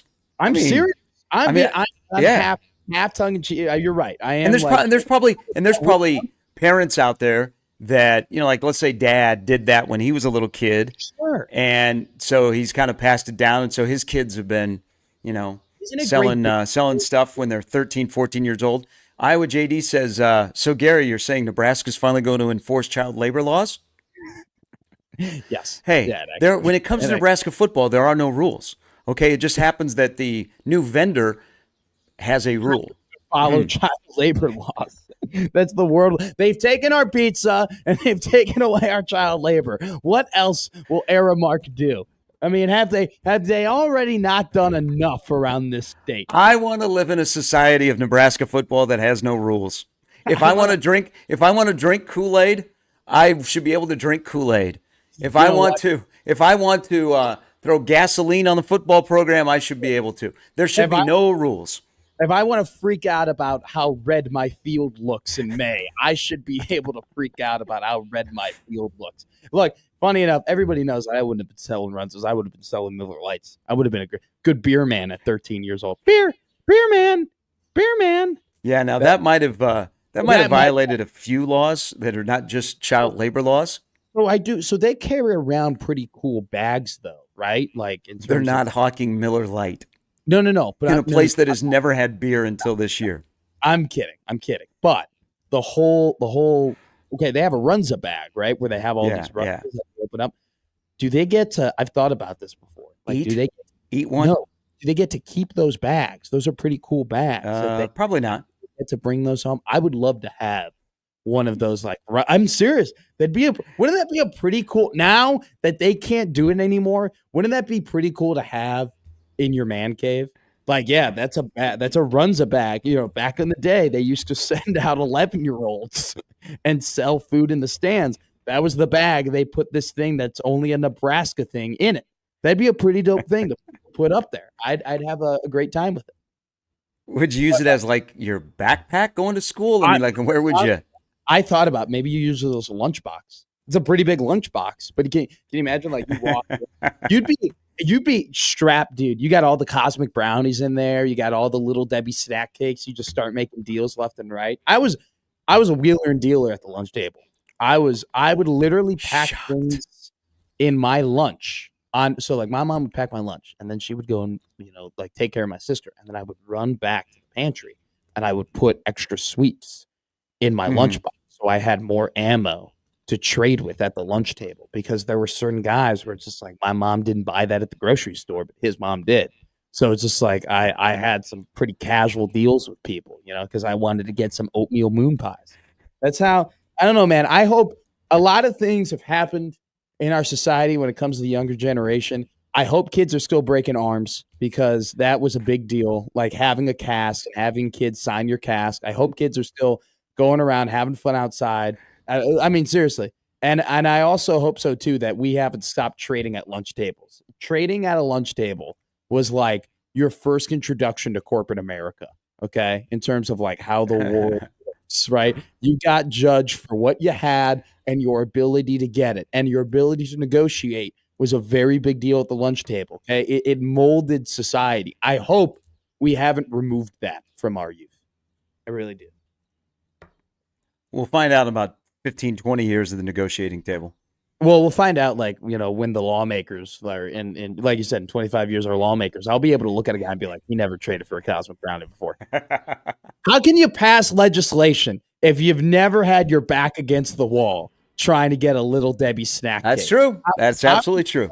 How are you supposed to solve the national debt if you've never had a crappy item? You're like, I got to get rid of this in order so I can be fully nurtured. So I'm telling you, I don't trust people who didn't trade at the lunch table. But I know a man who definitely did trade snacks at the lunch table, and I trust him implicitly, and that's Mr. Sam McKewon of the Omaha World Herald, who will be joining us next to talk a little Nebraska football, to talk a little bit College World Series, to talk about maybe softball getting a big Oklahoma transfer, another big day for Nebraska volleyball as well, picking up a couple of commits, and Nebraska football did pick up another offensive lineman. Here they come, baby. Here come the commits for you, Gary. They heard your call. They said, guys, Gary's sharp. He's nervous, and not a lot of 26 guys are coming in. We got to get I this. told you once the faucet starts to drip a little bit. You did call that. No, you're absolutely right. I mean, you've been saying that for 2 weeks. You're like, okay, I think today or tomorrow will be another one. Sorensen?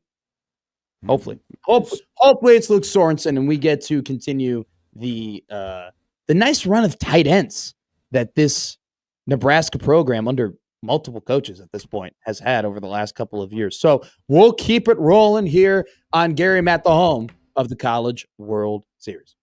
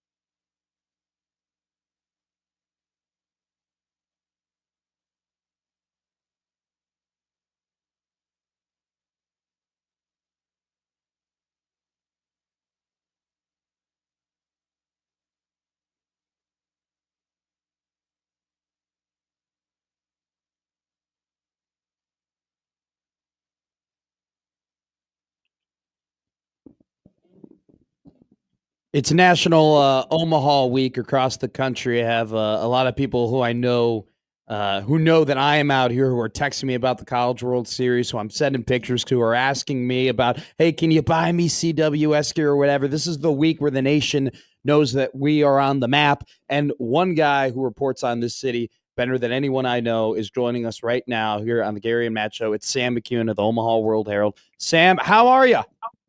I'm good. How are you? I'm great. Hey, I want to shout out your brother, who is a meteorologist who has been giving us our College World Series weather reports every single day. The first day I saw him, I saw the last name, and I was like, I don't. There should be a relation I didn't know, but I came to find out that is indeed your brother. So shout out your family who is affecting the College World Series in more than one way. Yeah, his name is Marty McKewon, and he does a great job. And yeah, he's my older brother. And it's pretty cool to get to see him a couple times at the CWS. I don't get to see him every day, but he is down there, and yeah, I mean, not every day you're going to necessarily need any intervention, but of course, yesterday with the rain and all that, you've got to make decisions, and they moved the game to the remainder of the LSU UCLA game to today. That's a huge advantage for Arkansas. Yep. Depending on whichever team loses. They're basically going to have to kind of stick around at the park. Maybe they'll go and get something to eat, but they're going to be around at the park for a while. Whereas the other team, gets a little bit of time off. Well, it is National Marty Day essentially, because today is the big weather day that everybody's been anticipating. But I do want to ask you, because I know that you've covered this event for a very for a good while now. How have you seen the CWS evolve over the time that you started reporting on it to now? Oh, I think it's when I started at the World Herald, it actually had moved to TD Ameritrade. And so that was, I think, the first year it had moved downtown. So there are veterans who know a lot more than I do about Rosenblatt from a coverage perspective. Now, I went to Rosenblatt all the time during the College World Series as a kid, and then as a young adult in college, and then as an adult before I got to the World Herald. Pretty much annual trips. And so what I can tell you is that the CWS, when it was at Rosenblatt, was more of this, I don't even know, kind of like a street fair. And it had a certain atmosphere that I do miss. Like, I miss it. Sure. And it was different and fun, and it was more like the 80s and the 90s used to be. It was less corporate. I think from a coverage perspective, it's probably easier for the journalists now, with Schwab Field and the setup that they have there. But you're never going to beat what Rosenblatt used to be in terms of atmosphere. I do think that the stage that the CWS is on now is different and special. And I'll be candid, you weren't going to get a no-hitter at Rosenblatt. And so what you got yesterday, in the most tangible way, is you're probably never getting a no-hitter at Rosenblatt. It was going to be very hard to do that, where the way that park was oriented, somebody was going to hit the ball out, and they often did. And I don't think there had been one since they moved to metal bats or moved away from wooden bats. And so yesterday was a Schwab Field special. Now, I'm not trying to knock Schwab Field at all. Sure. When I say that, there's lots of special things about that park, but that yesterday doesn't probably happen in Rosenblatt. And so to see it yesterday was pretty cool. Gage Wood obviously had the game of his life, the game of pretty much any pitcher's life in the history of the CWS, and I'm glad he was able to pull it off. So, this year's field, Sam, has been unique, and it's been interesting to get a Murray State, maybe the Gonzaga of college baseball, with a national title nearly a decade ago. Coastal Carolina's here. We get some familiar names, some hierarchy of the history of college baseball. So it's been a weird field, but in a good way. But we know that this is the last championship before college athletics changes forever. And the parity that we thought was gone is kind of here, but it'll still be enough to support moving forward. So what do you think, maybe conferences, what it looks like from how many SEC teams, ACC, the path to get here, what do you think the future fields look like when we get to the College World Series next year, 5 years down the road? That's a great question. I think there's an opportunity for parity to still be around. In part because you're going to have some schools that say, yeah, we're going to invest and we're going to have X number of scholarships. And they don't have football programs that they necessarily need to pour a lot into, or to pour it into football just seems sort of whatever. So they'll put it into scholarship money. Now, when I say that, I think I'm talking probably not necessarily about Coastal Carolina, but I am talking about, let's say, Louisiana Monroe or Louisiana Tech or some athletic department where they're like, you know what, we're going for this. We're going for X. And we're not going, we're in FCS football, we're going to have a hard time competing with North Dakota State and South Dakota State. So we're going to invest in baseball because we're in a southern area and we feel like we can get some ball players here, that kind of thing. And so I do think you're going to see a little bit of that. But at the same time, the schools that have the most money are going to be the SEC, ACC, and the Big 12 and the Big 10. And what I will be very intrigued to see is how many Big 10 schools make the scholarship investment, not so much revenue sharing, but the scholarship investment, because there will be guys that, for example, would have gone to school A, let's say Murray State or a Missouri Valley school, and they've got some good schools in the Missouri Valley. Obviously, Murray State's one of them, but you know what I mean. And instead, they go to Nebraska or they go to Minnesota, or that's the thing I'm going to be watching is scholarship investment. And I do think UCLA is going to put some investment into that. For example, I think Nebraska will. Will Iowa do it? You'll find out real fast because the caliber of players that get signed will change. And the reality is that LSU and Arkansas, they're great programs. Yeah. But they're going to do it through the portal. So what they're doing is they're recruiting first and second year players from other schools. They're getting high level recruits too, but they're going to do the portal thing. And so there's going to be kids that are not going to get LSU offers, that are going to get offers to Nebraska and other places. And that'll be interesting to watch going forward because some of these SEC schools are going to go straight portal. They're going to be like, well, we're going to use our scholarships on guys that, we're going to pluck from other schools, but they're not necessarily going to get freshmen. So I do think the SEC is going to continue to be great. I do think that I'm intrigued to see what the Big Ten does with scholarship investment because if they put scholarship money up, then they're going to get better. Yeah. Gary and I had talked about it, I think it was last week, that Oklahoma kind of just straight up said, hey, these are the sports that we're going to invest in. Do you think for transparency's sake and the fact that there are so many Nebraska fans for different sports that the Huskers should do the same? I don't anticipate them doing it, but I'll be curious to see how the fiscal, well, I guess we won't learn until 2026, but I'll be curious to see how the fiscal reports deal with that. We're going to keep asking Troy Dannon, and I think eventually, if the questions are asked the right way, and we'll eventually understand it. But I think it's fair to say that football, men's basketball, volleyball, and women's basketball are probably those four. I don't know if there's going to be other schools, but I do think those four, and then we may have to go to the individual coaches. I'm not sure exactly why they're keeping it under wraps, but maybe they don't want their coaches to have to deal with the inevitable questions that come with, hey, we're going to invest in this school and we're not going to invest in this sport. That may be some of it. I mean, I think I said this on your show, but maybe I said it to Connor. The reason you invest in volleyball isn't because there's going to be necessarily a ton of other teams that do it. The reason that you invest is that your boosters have made a decision that, like, going to volleyball matches and donating money to the University of Nebraska to get volleyball tickets is a very big deal. And so, like, you want to make sure that team remains as good as possible, not necessarily because there's going to be 25 other schools investing money in it, but because that's what your boosters value. And so it makes total sense to invest money in volleyball for that reason. If you wanted to make an investment in, like, oh boy, there's going to be 40 schools that are going to put a lot of money into this, then you would look more closely at basketball, both men's and women's basketball.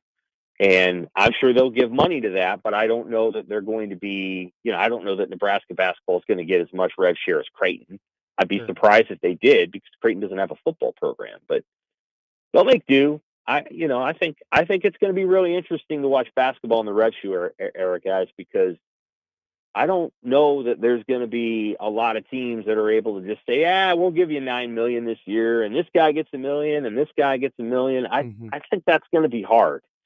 So I think you're going to find that, the way teams are put together might be a little bit more strategic, as opposed to collecting 5 or 6 or 7 stars and putting them on one team. How did Matt Rule yesterday get a kid from the state of Mississippi who was set to visit Oxford instead to say yes to Nebraska and might be down the road your future right tackle? Yeah, I think he probably just built the relationship in the right way. And there's some kids that really like Matt Rule. And I think that's probably a lot of what this is this particular player was willing to leave where they were from. And that's not true of everybody. I think there's some connections to Nebraska, but I think he was willing to leave where he was from. And once you're willing to do that, then it comes down to who you connect with. And, he made it real clear that Matt Rule was just a guy that he really enjoyed talking to and connected with. And so I think relationships win the day there. Yeah. And that's kind of how you win recruiting battles. I'm sure, I don't know what the financial offering was, but I'm sure it was competitive with what Mississippi has to offer. I'm going to go to the YouTube chat here. Jim comments, he goes, I would have liked to hear Sam's take on the future of Big Ten baseball. And, when we've talked to, and when I've talked to people, not only on the air, but privately too, about the future of Big Ten baseball, it always is a little bit bleak, right? Well, they're, as a whole, they're not going to invest as much as the SEC. But it sounds from your perspective, Sam, that you might think there is actually a silver lining or maybe even a brighter future for Big Ten baseball than most. Possible. Yeah, it's possible that that's going to be out there if they decide to allocate more scholarship money. Well, what I will say is that, how do I put this? I'm sure that if somebody, Mizuno, decided, well, we're going to buy a team for this school or something, they can do that because public companies, it's easier to get the NIL. I'm sure that they could build, something like what the Mets or the Dodgers are now. But as I've said before, the best baseball teams in history still lose 1/3 of their game. And so, the reality is, on any given day, a lot of things can happen in baseball. And you have to, there's only so much that money can do. And if the Big Ten is willing to allocate more scholarship money and not be at, the bottom of the barrel, then I think you're going to find that the league is able to produce some more competitive teams. I think UCLA and USC and Oregon and Washington will commit to that. I think Nebraska will too. And then who's going to go along with them? And, I don't know. Michigan has already said they're not putting a lot more money into baseball. They've, Ward Manuel kind of laid it out, football, men's and women's basketball, and I can't remember the other one. But, other schools will make their own decisions. Minnesota's probably going to put money into hockey. Yeah, good point. That's their thing. Wisconsin will probably put money into hockey. They don't have a baseball program at Wisconsin, but, everybody will make their own choices. And so I think you're going to see some Big Ten teams rise up. Not all of them, but I think you'll see some of them do that, and we'll see which ones make that choice out of the 17 teams. I don't think it'll be all 17. I think it'll probably be half, and you'll have this conversation about the haves and the have-nots, and that'll be a story in baseball too. Sam McKewon of the Omaha World Herald. We'll get you out on this one here, Sam. Danny Busboom Kelly picks up her first major recruit.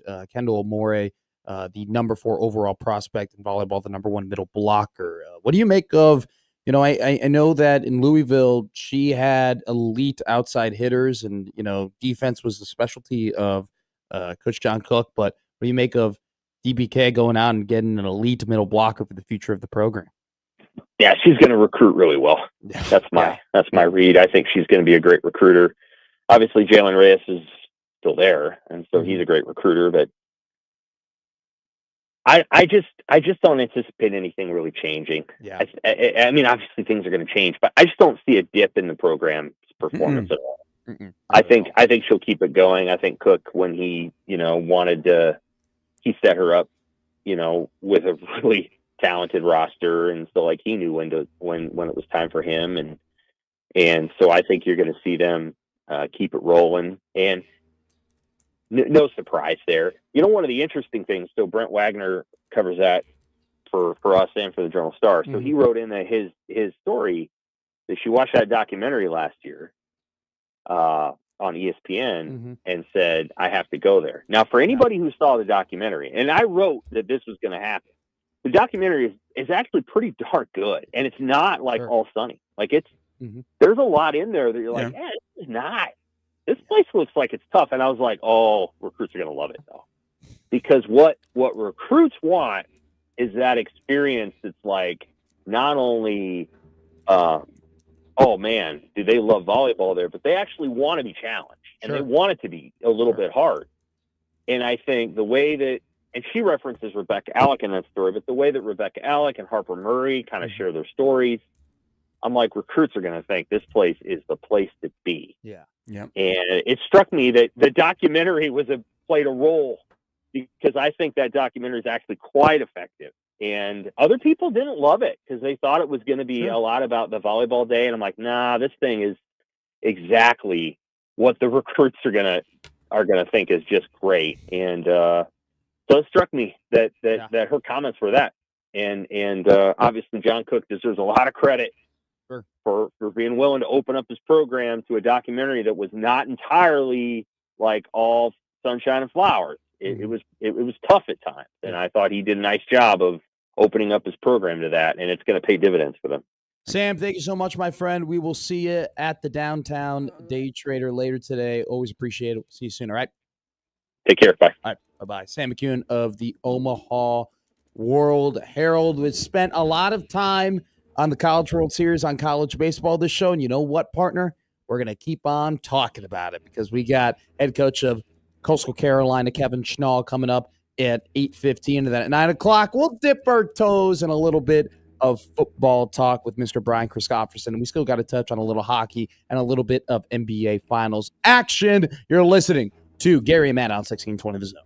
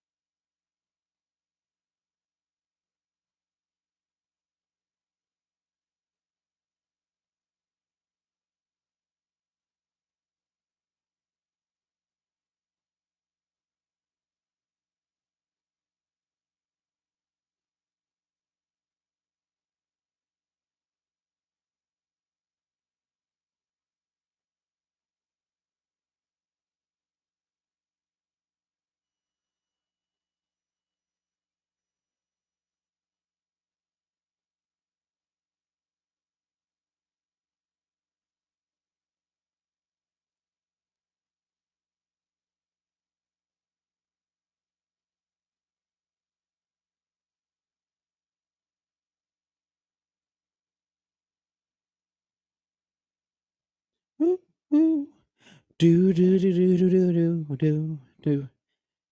It was a good day yesterday. If you were Gage Wood and the Arkansas Razorbacks, who will be in action later tonight. I love that song. Ice Cube. Best around and got a triple-double. Maybe I feel like you would know that song. I feel like if you were here in the studio, you would be able to rap that song. Are you a Cube guy? Were you an NWA guy? Who isn't a Cube guy? Who isn't? See, it is funny. I do come from the generation, and this is not a joke, where Ice Cube was an actor before he was. That's fair. So, you ever heard of this guy named LL Cool J? Okay, he was in Hawaii 5-0 before Yes. he was a rapper in my generation's eye. Yes.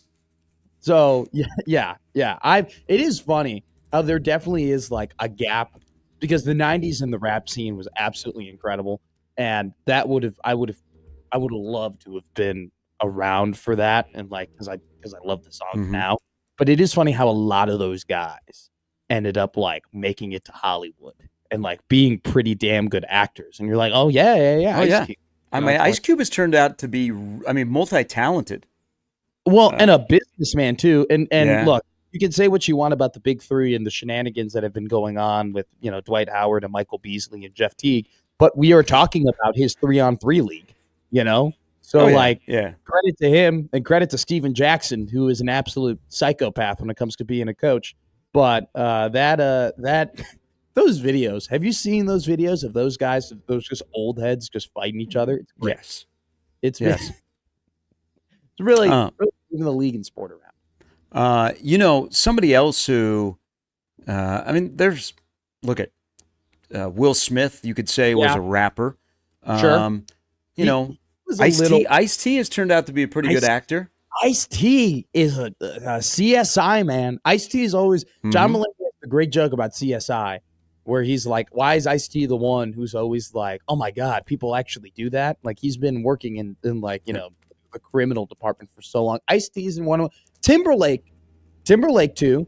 I know he's not a rapper, but I definitely feel like he made one hell of a transition into like being an actor and being on shows and being like SNL was great for Justin Timberlake. And then now I think he's back to being a main artist again.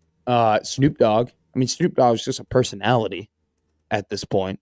Not as much as an actor, but he was still very much around. 50 Cent, Andre 3000 have had their time. 50 Cent and Vitamin Water. Method Man. Hey, Method Man. See, I got grilled because I didn't really know who Method Man was. I want to make something you asked there at the end about Nebraska volleyball recruiting. And yesterday was the day where the door opens for volleyball recruiting and commitments. Bang, bang, bang, bang, bang. Yeah. The most important assistant coach that walks the campus in Lincoln is Jalen Reyes. There is more than Dana Holgerson, more than John Butler, more than Mike Eckler. Jalen Reyes is the most important and most valuable assistant coach that is in the Nebraska Athletic Department. He is the number one recruiter in all of college volleyball. I've seen him in action. He's impressive. Sure. He has had opportunities to go elsewhere and run his own program, but he is taken care of at Nebraska, and he enjoys it at Nebraska. And, he's now working for somebody that he is at least familiar with, but is not John Cook. He will still have kind of the same leeway to do what he does best, and what he does best is he recruits. And you can say, well, Nebraska it's a turnkey program because of who they are. No, you got a lot more competition. And what he's able to do, I think he's the best. He's the best and most valuable assistant coach on campus, because it is the program that gets out of bed every day and is closest to winning a national championship than anybody else down there. Well, they are the pillar of success of Nebraska athletics. And we talk about every other program like, oh, you got to get dudes. That's what Nebraska volleyball has been doing. They've been getting dudettes, if you will, and just getting the top recruits every single year. And I was lucky enough to interview Jalen Reyes one time, and we talked about him recruiting and just the things that he did. And this was actually, we interviewed him during like the Andy Jackson, Harper Murray, when he got them to come and commit. And he was like, I've been recruiting these women since they were in 8th grade, since they were in 9th grade. I've been able to develop this relationship over years and years and, start from the ground floor and then eventually get him to Nebraska. And when we talk about Nebraska volleyball and like the house that John Cook has built and the program that they've built and the fact that they've been such a wagon, it's in part because Jalen Reyes is getting the top talent in the country year in and year out to go and have them be coached by one of the greatest of all time. And, it's funny. There is a correlation, though, on the other volleyball program in this state, too, because Brian Rosen was a really good recruiter at Creighton, and he's kind of the, he had offers as well to go and coach and have his own program before he ended up taking over for Kirsten Bernthal Booth. I think Wake Forest was interested. South Carolina was very interested on having him being the coach, but he, stayed with Creighton because it's a little bit of the same thing where he felt that Creighton was taking care of him and there was no reason to leave that program. And Nebraska is incredibly lucky that Jalen Reyes feels the way that he feels about Nebraska. But he's got a good situation. He does. He is. I've always said this. If I was a program like Iowa that was really struggling in the Big Ten, but was in a good state for in-state talent, I would throw everything at him. And maybe they have in the past. And he's like, no, I'm staying in Lincoln.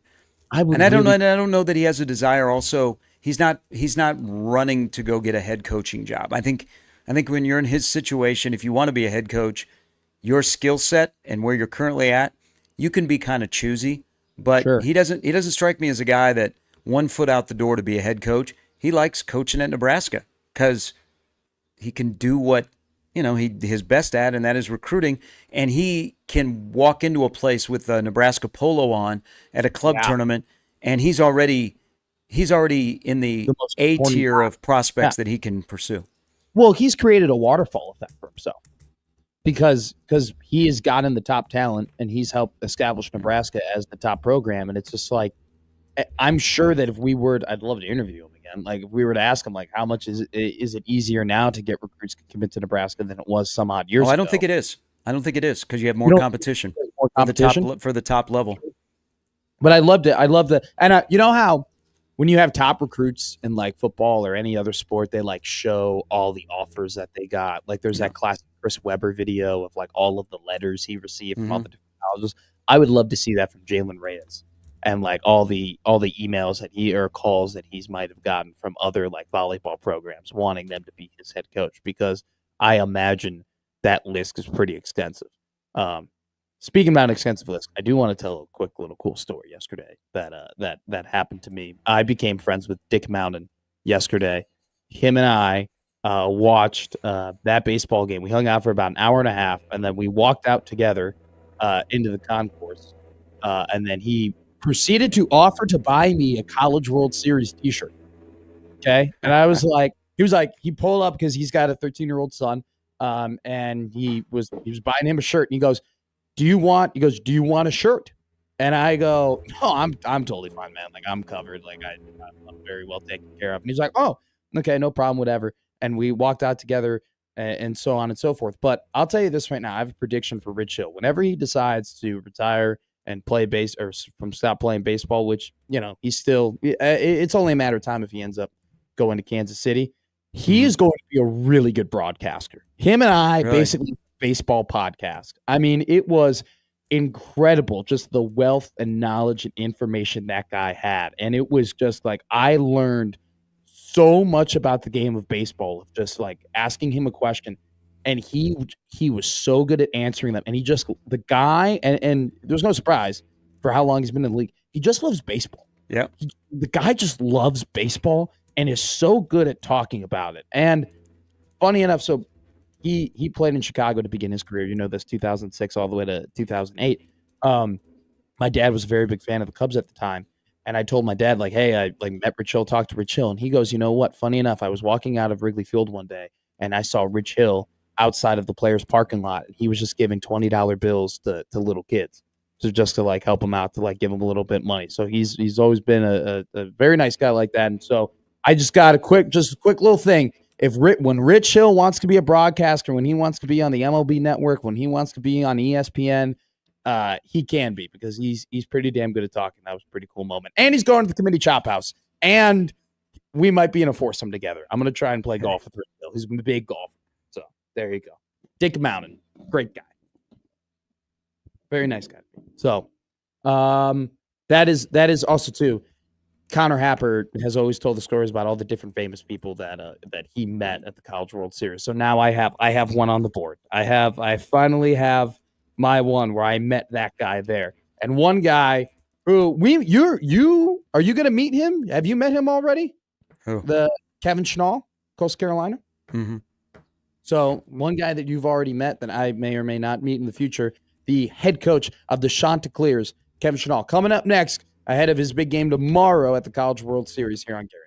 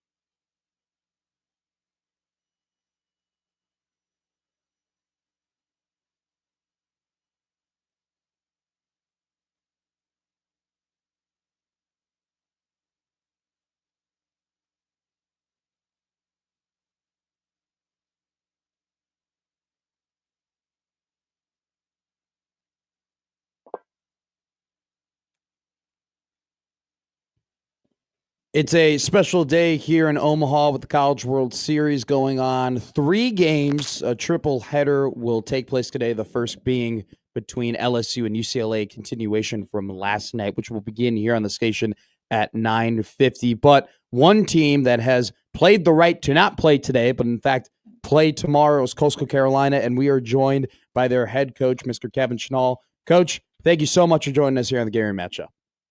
Good morning, guys. Hope you're doing well. Thanks for having me. Doing well indeed. Hey, Coach, I just got to ask you straight up first. Your team is on a 25-game winning streak right now. I'm just going to ask you straight up, how have you guys done it? I mean, it's absolutely incredible baseball is baseball. The ball's going to bounce in really weird ways, but you guys have played such high-quality baseball to the point where you've kind of eliminated that. Just how is this streak and this journey been for you?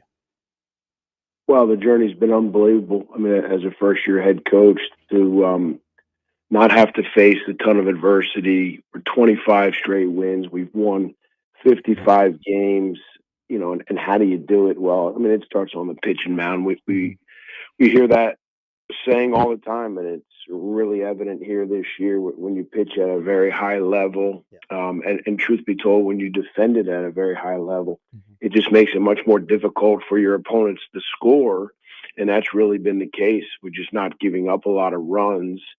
And it's been a really special ride. But, for sure, those 3 starting pitchers, Morrison, Flukie, and Eichhoff, have been absolutely phenomenal. Yeah, I think we're past. I think people that follow the sport and know you and that program are past, oh, great story, man. They're over. No, you're a really good baseball team and have been for a while, what you and Coach Gilmore have built. But I think for people that don't know the story of Coastal Carolina, that only think, oh, yeah, that was the team that beat Arizona on that quirky College World Series that was delayed and it was on an afternoon. I say to you, as someone who I think if we sliced you open, you would bleed teal. I still don't know why Crave doesn't have a Kevin Schnull item on their menu. But I say to you, June 30th, 2016, what emotions come over you when you talk about your journey and the journey of this program? Well, that day was the single most unbelievable thing that ever happened to me on a baseball field personally. That day, that team, that moment changed Coastal baseball forever. Quite frankly, changed my family's life forever. But that said, and as proud of that moment as we are, we're equally as proud of our relentless consistency this century. The past 25 years, we've got the 6th best winning percentage in the country. We've got the 9th most wins in the country. There's only 8 teams in all of the country that have been to more regionals than we have. Coastal Carolina is one of the premier, most successful college baseball programs in the entire country. Coach, I was going to ask you about that consistency, and this is a tough question, and I know it's hard to whittle it down. But if you could assign a couple of core values within your program that has led to that consistency, what do you think that would be? Well, I mean, the 2 pillars of our program we've kind of adopted back in the fall of 2009 are relentless and selfless. And I think that's a big part of our program. I also think that, there's not an exact formula to recruiting, but you have to recruit the kids with the right energy for Coastal Carolina. And one thing that we think that separates us day in and day out, year in and year out, is our attention to detail, the way that we go about our business, the way that we grind every single day. We feel like that's a big separator. Kevin Schnull, head baseball coach at Coastal Carolina, joining us. One of the advantages for us that live here in Omaha that have gotten to know him is with you guys coming back, Joe Moglia is back in town, and we share a common friend. Rode down with him in the elevator the other day, and I always feel like from Coach, I learned something new every time I talk to him. You have a relationship with him, and he was very, very touched that you've asked him to be in the dugout. What has Joe Moglia been for you and for this baseball program with all of his knowledge, whether it be in the financial world or in the coaching world?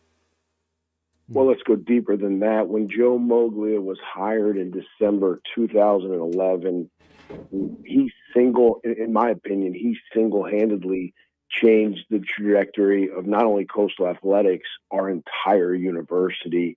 And he's just been such a huge impact, on our program. Him and Coach Gilmore formulated a really close relationship, and Coach Mobley and I have such kind of a deep, unique relationship in the sense of, he took over my father's position at Lafayette College. And it's just kind of how crazy some of these circles work, especially in the coaching community. But again, Coach Mobley, I don't think Coastal Carolina is where it's at today, the growth of our university where it's at today, without his leadership. Coach, Jacob Morrison was absolutely incredible for you guys on the bump in the last game. I've nicknamed him the Big Rig because he's a big guy, but he's a hell of a pitcher. And just for you in general, not just Jacob specifically, but all of your pitchers. How rewarding is it for you as a coach when you see your guys who you've grinded with the entire year get on the biggest stage in college baseball and put on a performance like that? Well, it makes me very proud of him. It makes me, it kind of gives me goosebumps and chills just thinking about the adversity that young man faced.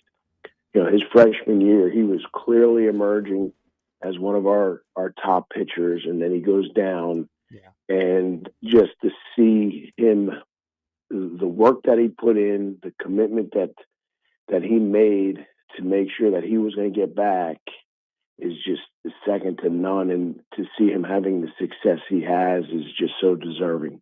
Hey, one of the players, Caden Bodine, who great at the plate, great behind the plate, is going to have a nice career playing professional baseball. But there's a lost art, as you know, in college baseball and really in baseball in general when we get to the next level with the ABS system, but is framing. Why is he so good at framing pitches and helping out your staff behind the plate? Well, he's got great glove action. Right? His movement to the ball is very, very fluid, very, very clean. You can work on it a lot, but some guys just can do it a little bit better than others. He's got a very unique way of doing it. To be as fluid as he is at doing it, is really remarkable. But he's worked very hard to be able to do it that way too. Coach, you guys have, played great baseball. You've played your way to the point where you do have one in hand, and I know you don't want to hear about it. I know you don't want to hear about even if we lose, we still play on Thursday, right? But that is the reality of the situation. But how do you get that even out of the inkling of your guys' head? How do you tell them, hey, don't even think about the fact that if we lose on Wednesday, we still might have a chance to get to the championship series? How do you just eliminate that from your team's brain? Well, the mentality here every day is just, keep getting better each day. We had a great practice yesterday. We had a great lift as a team yesterday. We're going to get back after it today and have another really good practice today. But it's so important to keep that microscopic focus and just dominate your one-day plan. But I agree, we're in a great spot. We've rinsed the in allness, if you will, off of our bodies, so I don't feel like our team is all anymore. But let's go back to 2016, and TCU was sitting in the same exact position we're sitting in right now, and we're able to beat Texas Tech and then beat TCU, who was really a national championship caliber club. We beat them twice, and before you know it, they go from sitting in the best seat you can possibly be in to flying home. So the bottom line is yes, we're in a good spot today. We had a day off yesterday. We have another day off today. There's no bad days in Omaha, and days off are great because you're resting, you're recovering. But at the end of the day, when the umpire says play ball tomorrow at 1:00, we've got to execute at a high level, like we've done all year, like we specifically have done the last 25 games. If we don't do that, we'll be playing again on Thursday. Hey, we'll get you out on this, and we appreciate your time. And there's a lot of people that want a lot of your time and the obligations that go into being the head coach and things you have to do. But I want to ask you a dad question. So in 2016, Your son Jaden unfortunately could not be here. He suffered a stroke at a young age. Now we see him, big smile on his face. He's walking around the concourse, talking to fans, freshmen in high school. The dad part of you, to see your son now be able to make the trip here when you get this program back here, means what to you and the family? Well, it's great to have the whole family here. And, last night he's at the LSU game, and, we're watching it on TV. You can see him right behind home plate because he's got our scout ticket. So he's having a great time.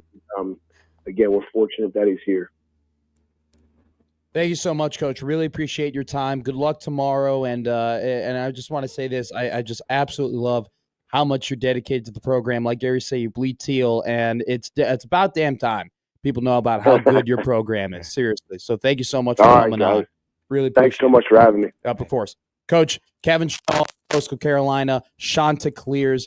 Get me a coach like that in any sport in the way that he is that program. He loves that program. He loves that school. And you can just hear in his voice that there ain't a damn thing he wouldn't do to make sure that he represents that college in the best way that he possibly can. Yeah, his whole life has been basically at Coastal Carolina. And Gary Gilmore is a legend. Not only won the national championship, but he's a legend in that area that is a hotbed for baseball right along there from Conway, and then you're basically in the Myrtle Beach area. But look at Clemson and South Carolina have been successful. CFC has been really, really good. They've got some good minor league baseball organizations that are in the area. The Myrtle Beach Pelicans have been a long-time minor league team. So it's a good area. And I keep saying the Gonzaga of college basketball, and it is, at some point we stopped saying Gonzaga as a mid-major program. They are just in a mid-major conference, but they carry themselves as a big-time program that has big-time success. And so that's kind of what Coastal Carolina is. They're in the Sun Belt, but they are a major college baseball program. And for somebody that has put his whole life into that program now to be the head coach, I think it also helped in keeping this roster together, Matt. They have some talented guys that probably they got tampered with. Hey, come play in the SEC or the ACC. But the familiarity with Kevin Schnull as their head coach and the fact that they win. You know exactly what they're getting. They play in a really, really nice facility. They've got great support inside the ballpark and outside the ballpark. They got an athletic department that prioritizes baseball. I mean, it's a good situation. But it's not the story. The story of Coastal Carolina now is they've, at this juncture of the season, they've won 25 games in a row. You don't do that by tricking one off. You have to be very, very good to navigate regional, super regional, College World Series for your first two games, and you still have a 25-game winning streak. Well, the thing is, too, and you bring up like Gonzaga. Why has Gonzaga been good and been able to not allow people to flex their major program muscles? It's because of the consistency of Coach Few, right? And just what he's been able to build. It's kind of the same thing. When you go into that Coastal Carolina program, just talking to him briefly, you could tell that he knows how to make people comfortable, and he knows how to win baseball games. And if you're comfortable and you're playing baseball games and you're playing for that guy, you may not care that an SEC team is trying to flex their big muscles with their money. And I think also he gets after it. Like he's not a you can kind of tell that in our interview there. He's not like a feel good guy. I would try to pull some heartstrings there, and he's just he's an all business guy that Coastal Carolina is first and foremost. I mean, look at he's the one that jumped out and got all over Kevin Sullivan for berating the Coastal Carolina game day staff at the NCAA regional in Conway. He called him a bully. I mean, he ain't messing around. And that kind of guy, when you pair him with that program, that's a combination, man, that you're cooking with peanut oil. So they're in a good spot. They got three really good starters. They're not a fluke. They're 55-11 for a reason. Well, another thing too, baseball is still one of those sports where these athletes want to get coached hard. They don't want the, pat on the back. Oh, it's going to be okay. Oh, it's whatever. I mean, there's a reason why we see coaches like Dave Van Horn, like Jay Johnson, like Kevin Schnull, even Dan McDonald to a certain degree, where it's just like, they got an edge. Like, they're a little bit tougher. Yeah, like it's not all sunshines and rainbows, but there's a reason why they're consistently back here at the CWS. Right. That's because it's baseball culture. That's just what it is. They want to get Coach Carden. He's a coach who does it, and he's created, along with everybody else during that program, just an incredible pillar of consistency. And like you said, they're sitting in the driver's seat just like TCU was in 2016, but they got to make sure that they cash in those chips. So it's been a great show so far here on Triple Header Tuesday, or Triple Tuesday, as you got down there on your StreamYard box there, which is a very good name for what will happen today.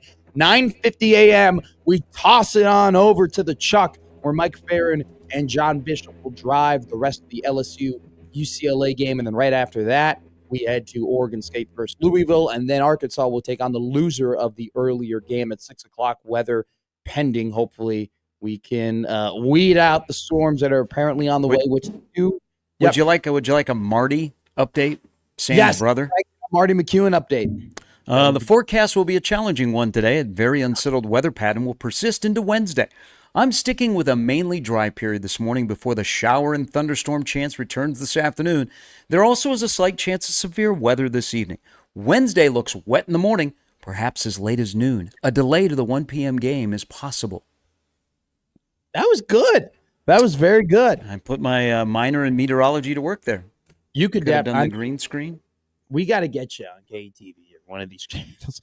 If you're looking here, I told you, you'd be good at the weather. I'd be great at being Kornacki on CNN. I just one day want to get up into that box and do the maps and tell you what counties are voting like what. So, hey, good show still ahead. We still got to talk about the NBA Finals, the Oklahoma City Thunder, just like Coastal Carolina, sitting in the driver's seat. And that series, hockey is tonight, to the chagrin of some people. Michigan football did some very interesting portaling yesterday, which went down. We'll touch on that. And then Brian Christopherson will stop on in to talk some Cruden, as the Huskers are turning on the faucet right now when it comes to the 2026 class. You're listening to Gary and Matt.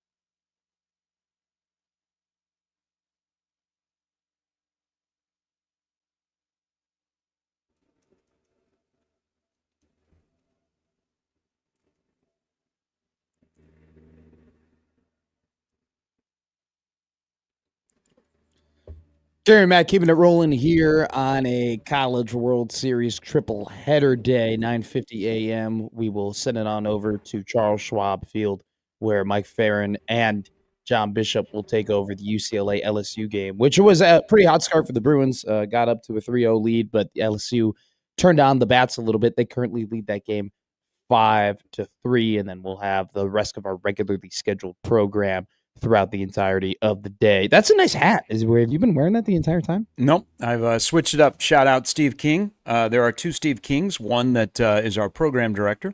Yes. And then the Steve King that also used to be in radio is a big Coca-Cola rep. Good friend of mine. So I saw him the other day, and he had a hat on. He had a Coca-Cola hat on. And I said, where can I get one of those?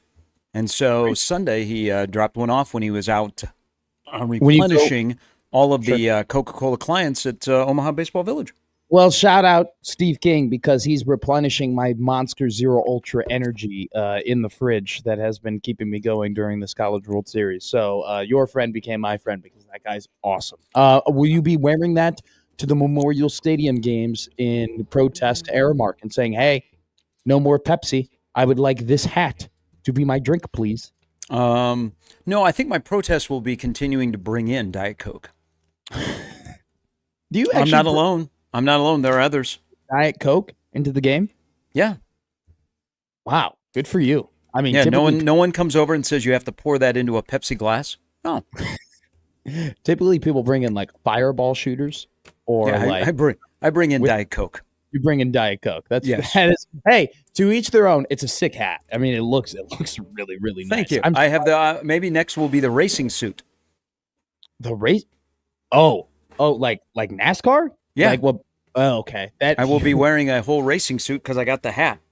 It'd be so funny if you just showed up to the CWS like looking like you're about to jump into an Indy car. You know? Would it? What's up, Bubba? Did you see? What's up, pal? What was it? The Eastern Conference Finals, where the guy that was sitting next to the Pacers bench, dressed as a IndyCar driver, and he had the helmet. Yes, it did. Yeah. I probably wouldn't go with the helmet. Maybe the whole suit.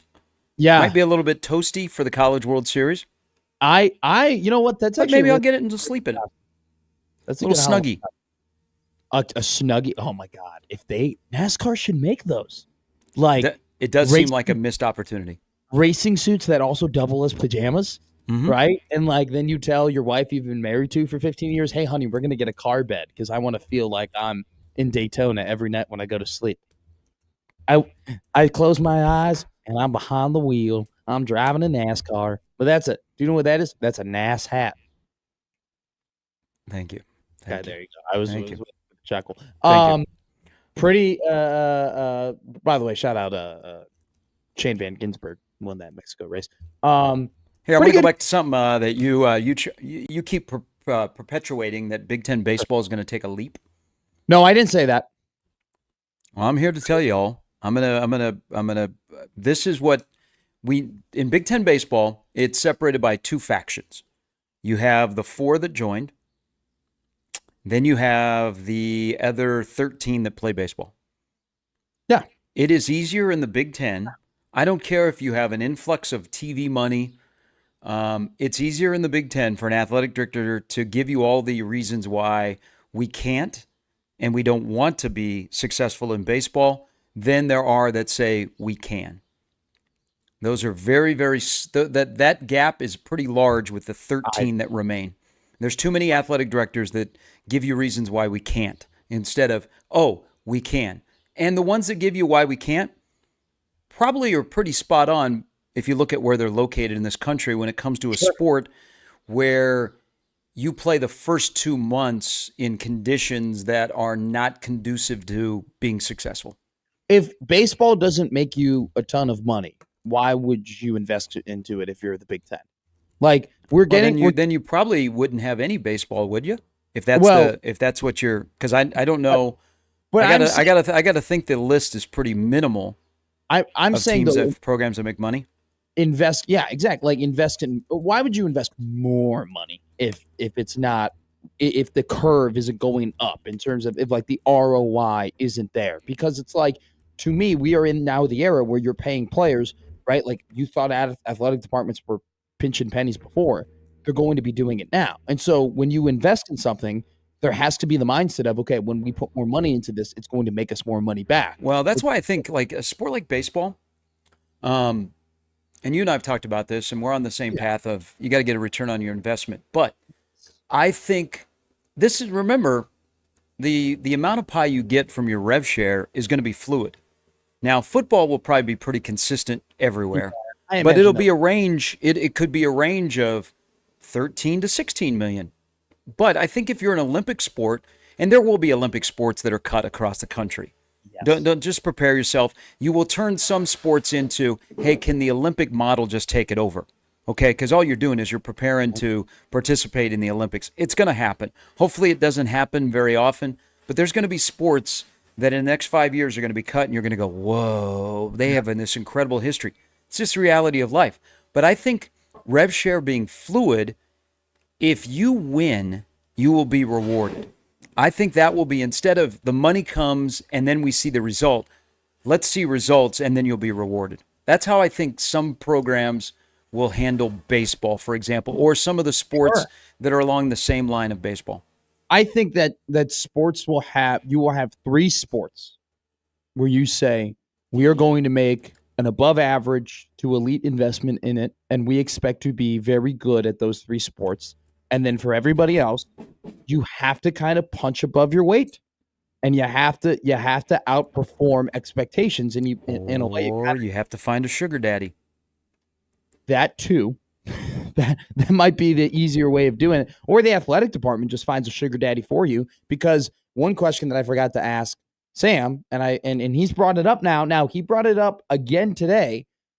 I'm going to be really interested to see about the whole like Adidas, Mizuno, like partnering with other brands and having those outside like business deals help fuel athletic programs. Because I don't really know if, how I look at it is like, let's say Adidas gives a bunch of money to Nebraska baseball and says, hey, we're going to go ahead and give you this amount and you're going to make this investment and you're going to be really good. Like, how does Adidas make their money back in that perspective? Like, how do they get their investment back from an investment that they might put in a sport? So if like Mizuno goes, hey, Oklahoma softball, well, you don't have to worry about rev share. We'll give you all this money for NIL, right? We'll partner with your team. We'll do a business deal.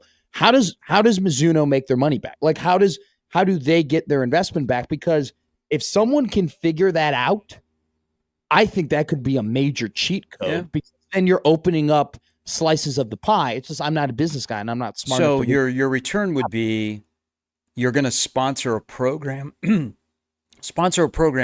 where those athletes will go on to a professional career and they will be Mizuno customers or they will be Mizuno ambassadors, right? Isn't that how you make your money back? But then what sport are you not already investing in? And then you would do that, right? Like there's not a softball league where they're going to go on and be Mizuno I mean, you never know, because professional softball has come thanks to the support of Major League Baseball. I mean, it's just started in the last couple of weeks. Currently, you don't know where that's going to go. Sure, but that's the thing, though. If I don't know where that is going to go, right, I'm not going to make that investment right now. Now, if professional softball does do very well and does take off, then that is an avenue you can go. Same thing with like pro volleyball. Now, I would wonder, though, like, could a team like Duke go ahead and say, all right, Nike or Adidas or whoever they're partnered with, we don't want to spend $8 million or $10 million on our athletes. We have 4 guys who are going to be first-round draft picks. We can broker this deal or whatever. I wonder if that's something that they could do in that sport. But then you start going through the hoops of like, but wouldn't they? Now, I see where you're going here, but wouldn't if you're Adidas, you don't want to sponsor a team, you want to sponsor individuals. Well, because what is it? The 12th guy on the bench. If I'm, I'm not getting a return on my investment. Remember, I'm in business, so I got to make money.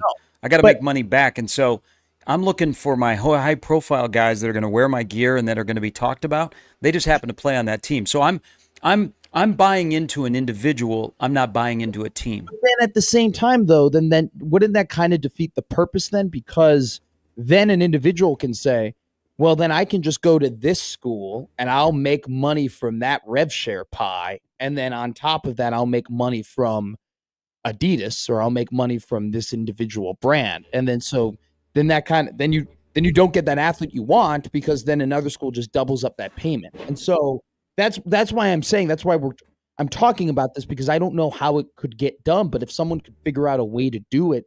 So you basically, you're saying, hey, Adidas, sponsor a team. Yes. Then why don't we just get a private equity firm to sponsor an athletic department? Now we're down the rabbit hole, right? Of like that's where that we might be going there. We definitely could be going there. We definitely could be on that path in terms of like, what happens if a private equity firm says that, and a team that is like middling in the Big Ten, and may not have a seat at the big boy table, looks at that and goes, man, if we could do that and we could have all this money, we could be competitive right away. Like that's definitely reality. But I missed my mark with Sam, because Sam has now said that twice. He said it about Adidas and he said it about Mizuno, where it's like you have these business deals. It's like some athletic departments are going to have to get creative. Yeah, but I don't think, again, I'm going to be a Mr. Adidas. Sure. I don't want Bob Smith.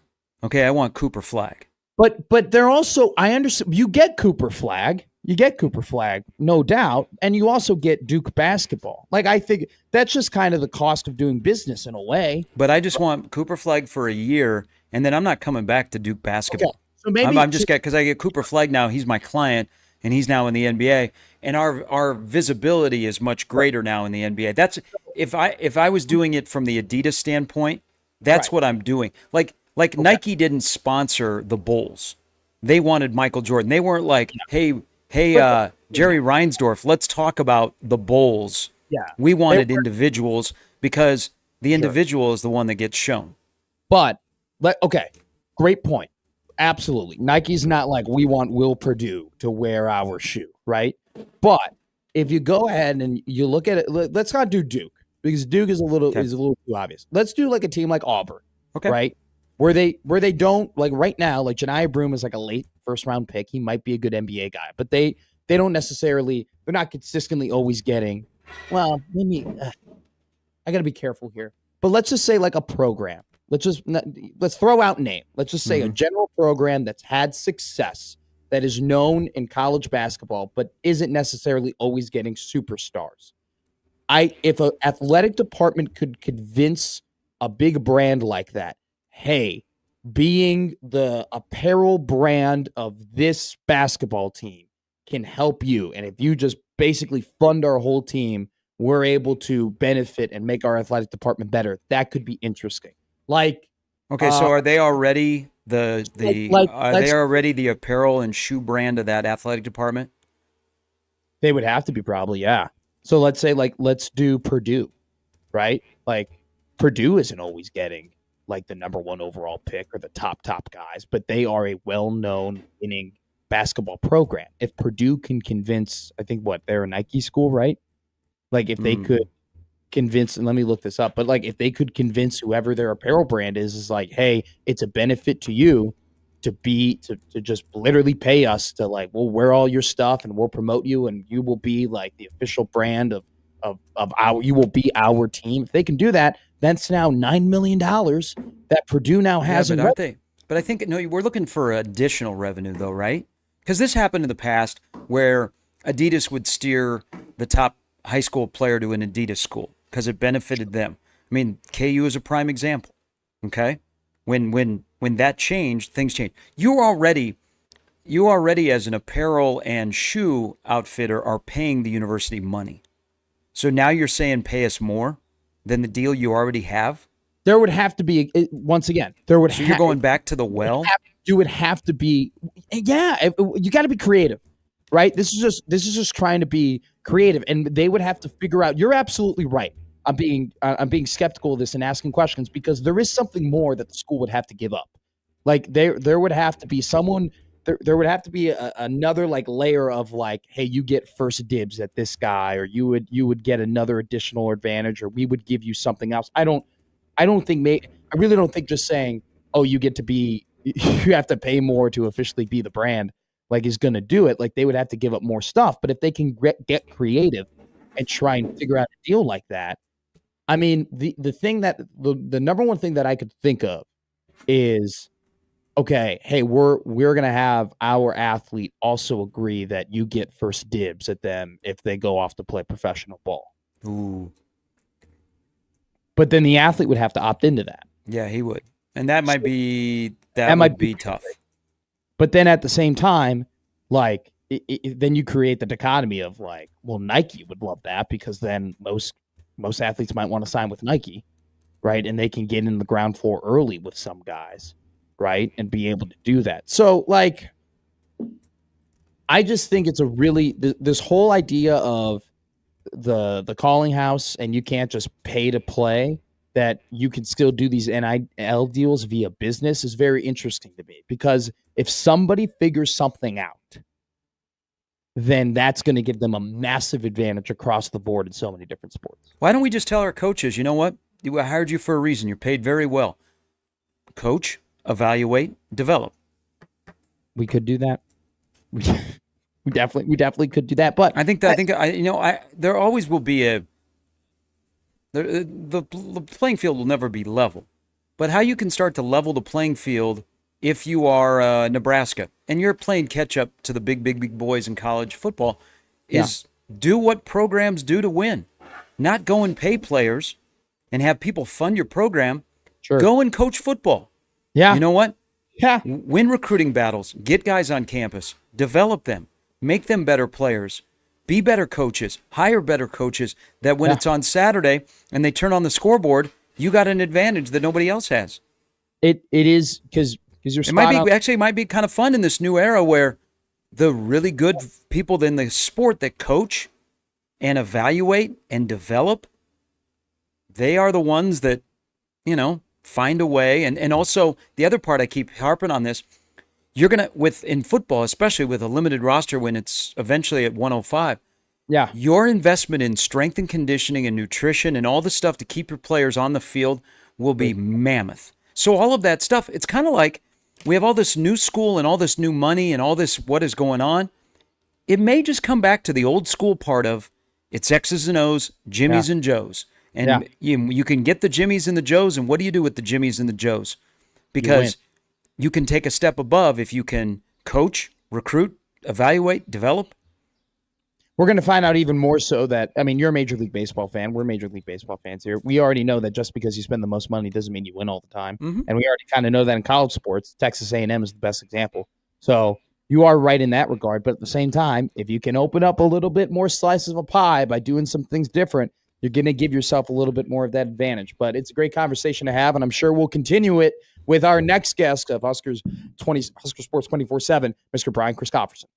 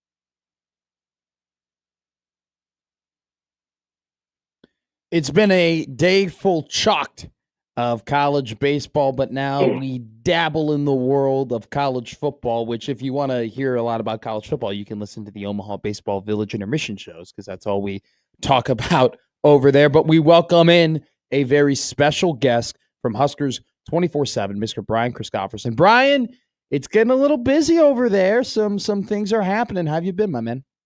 I'm doing well. Hey, thanks for having me. And that was a nice intro Thank with the special guest thing. Money's in the mail.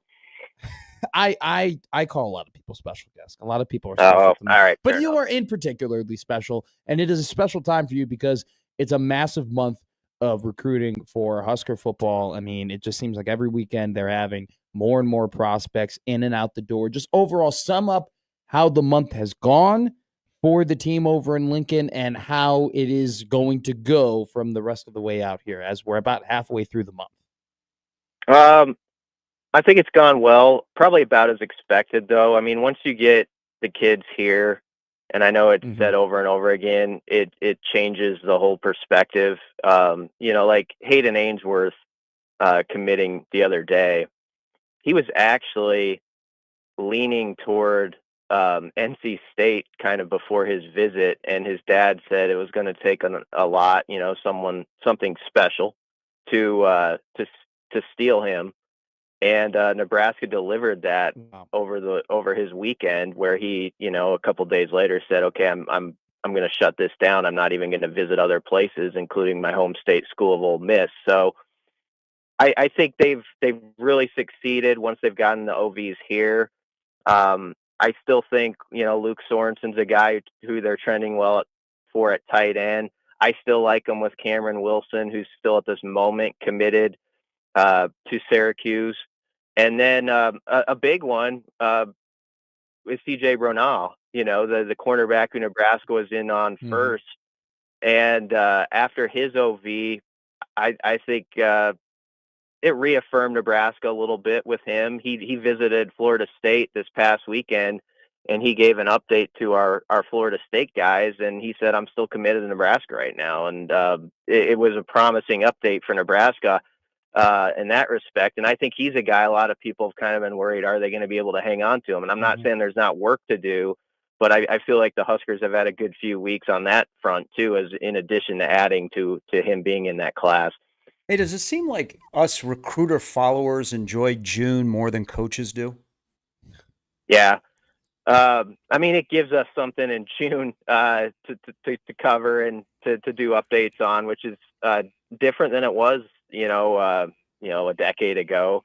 But it definitely used to be a month, I think, for coaches where you could unwind a little bit more. And I know at the very end of this month, that's going to happen for Rule and his staff. But up until June 23rd or something like that, it's sort of all hands on deck with the camps and doing it right. And you're trying to not only connect with this 26 class, but I think probably the biggest takeaway to me for Nebraska from what they've gotten done the last couple of weeks in this busy month is setting the table for 27s and 28s. Like, it can't be overstated how big a deal that 7-on-7 showcase combined with the Huddle Futures Forum and the OVs that were going on at the same time, how much talent that brought in, and the amount of top 75 players who are 15 or 16 years old who are visiting Lincoln for the first time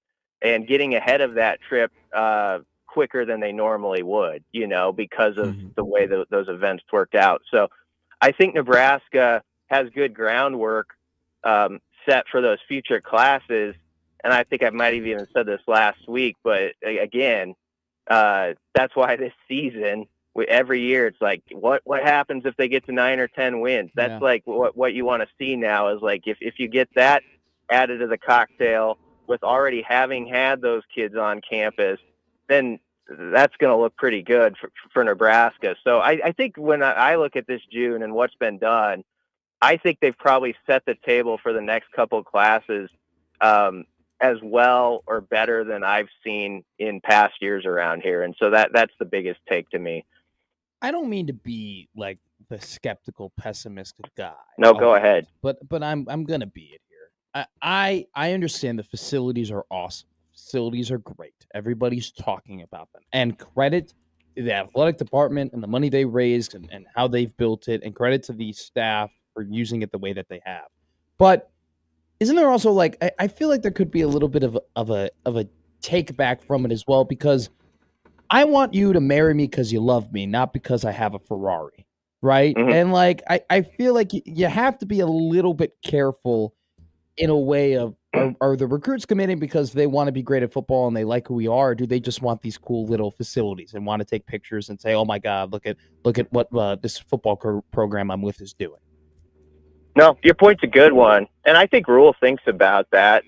He talks about with his own team. These guys got it good over here, and I think you're always sort of battling against that. Like you can get too comfortable with it. I like my favorite interview of all the guys was Ahmad Hudson, who set everything on fire when he visited, and he was one guy who was like, I don't really care too much about the facilities. Like he was basically like, I just want I can do my work in whatever setup you put me in. And there are certain guys like that, but that's why I think, to your point, Matt, and it's a good one. Mm-hmm. That's why it's such a big deal. And at the end of the day, it's always been about relationships and recruiting. And if you really establish those, I think that trumps still the facility aspect. It's nice to have that as a backdrop. Sure. But like Ainsworth committing yesterday, like his dad runs through the entire staff and like that was involved in his son's recruitment. And he's talking about Ron Brown. He's talking about Kristen Coggan and nutrition and, of course, the strength program. And so I think on these visits, you're like, okay, there's a lot of bells and whistles, but these are the people we're going to surround you with. And this is their expertise. Look at what they're going to do with you with nutrition. Look at what they're going to do here. And this is what we're going to do for you to develop you as a football player. And then also you're not going to be promised anything. And I think a lot of guys actually like that. It's like, you eat what you kill mentality, I know is important over there. And I think in a way that's also stress to players. Like, you got to go earn it here. There's not going to be false promises. And I think a lot of guys like that as much as anything too. It's like, if I have a coach who is real with me, who is going to tell me the good and the bad on my film, who is going to tell me I have to come in and really get it. That tends to play well with a lot of guys because they're competitors and they usually believe in themselves that they are going to get it done.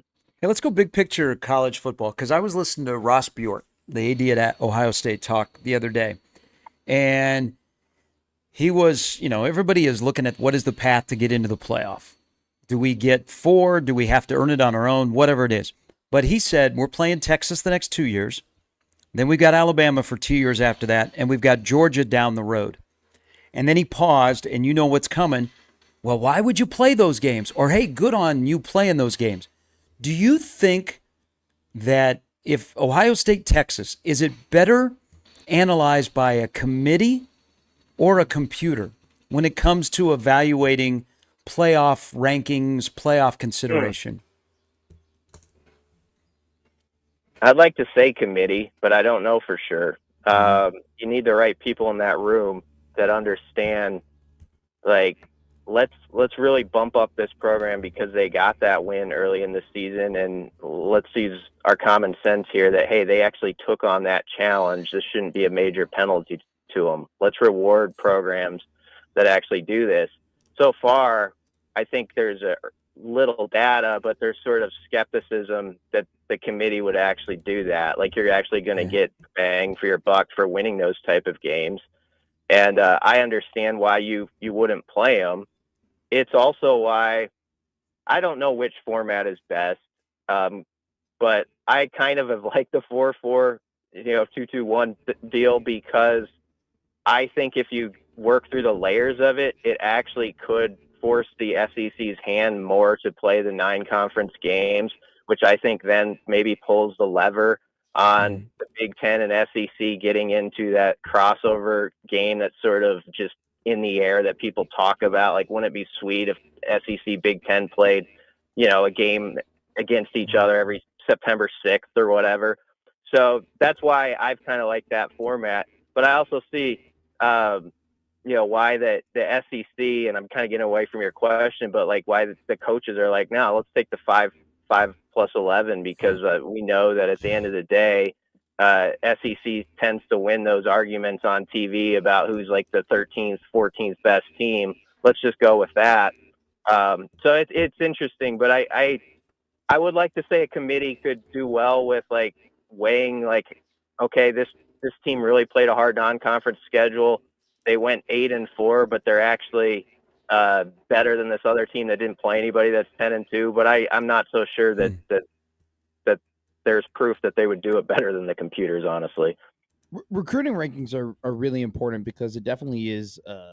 I mean, it's the thermometer of like the healthiness of a program and how good coaches are at recruiting. And are they getting the right talent or enough talent into their team? But when it comes to deciding who's in the college football playoff, is your opinion that we take recruiting rankings too seriously, not seriously enough, or we are at a good happy medium where they do matter, but we don't let it decide too much of how we do the postseason rankings? As far as like people deciding who's in, like weighing that, Yeah. Those people. I don't think.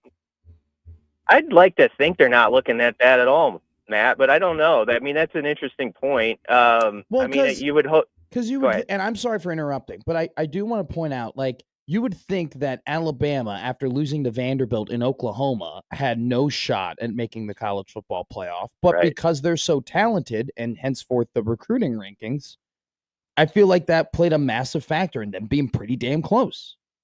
Yeah, I mean, that's part of it. It's definitely part of the recruiting piece is a segment of that. It's also just like Alabama, just like the name that's been built up even before like recruiting sites were a thing. There's certain programs that I think that carry that weight.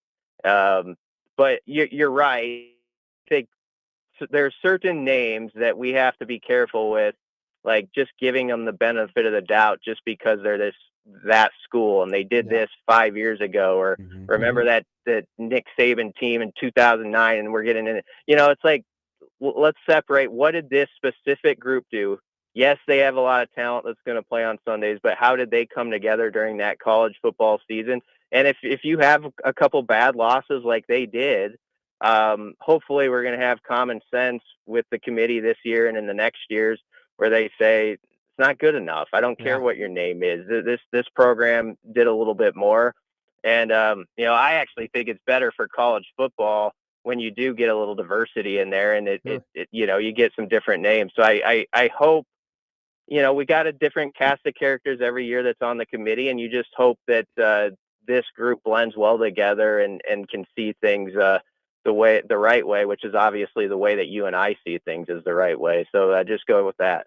Hey, we can get a field, and let's bring College World Series into this discussion. So the variety of field here where you have 6 conferences that are represented, and then you have an independent.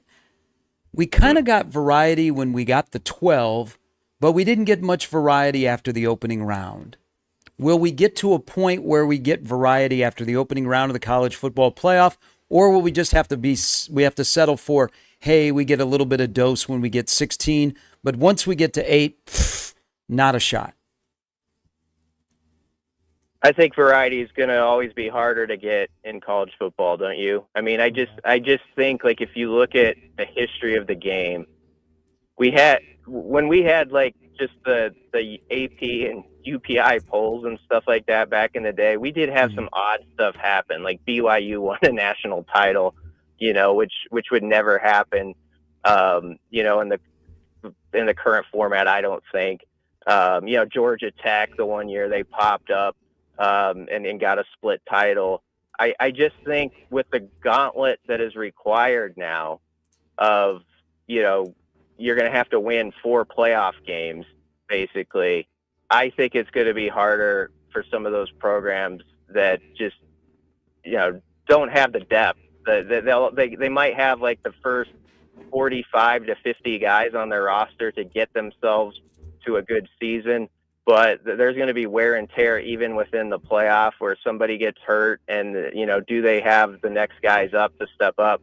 I think we'd be lucky most playoff years to have, like, when we get to the final 8, to have like one team where we're like, oh, that's interesting. Like, like your even your Coastal Carolina, who I know is like a baseball, I consider them kind of a powerful baseball program, having won a national title, but somebody that's just a different name that's not in a power conference. I just don't see that happening very often in college football. It's just such a tough sport to hold up for 3 to 4 months and prove you've got that type of metal within your roster when you get to your 2 deep and your 3 deep, basically. Brian Christopherson of Huskers 24/7. Brian, we'll get you out of here on this one. I always like it when little numbers have big differences, make massive differences, right? When you go from turning 20 or when you're 20 to turning 21, right? That's just 1 year, but it's a massive difference in being those two ages. For Nebraska football, how big of a difference is being 7-5 to 8-4 in the regular season?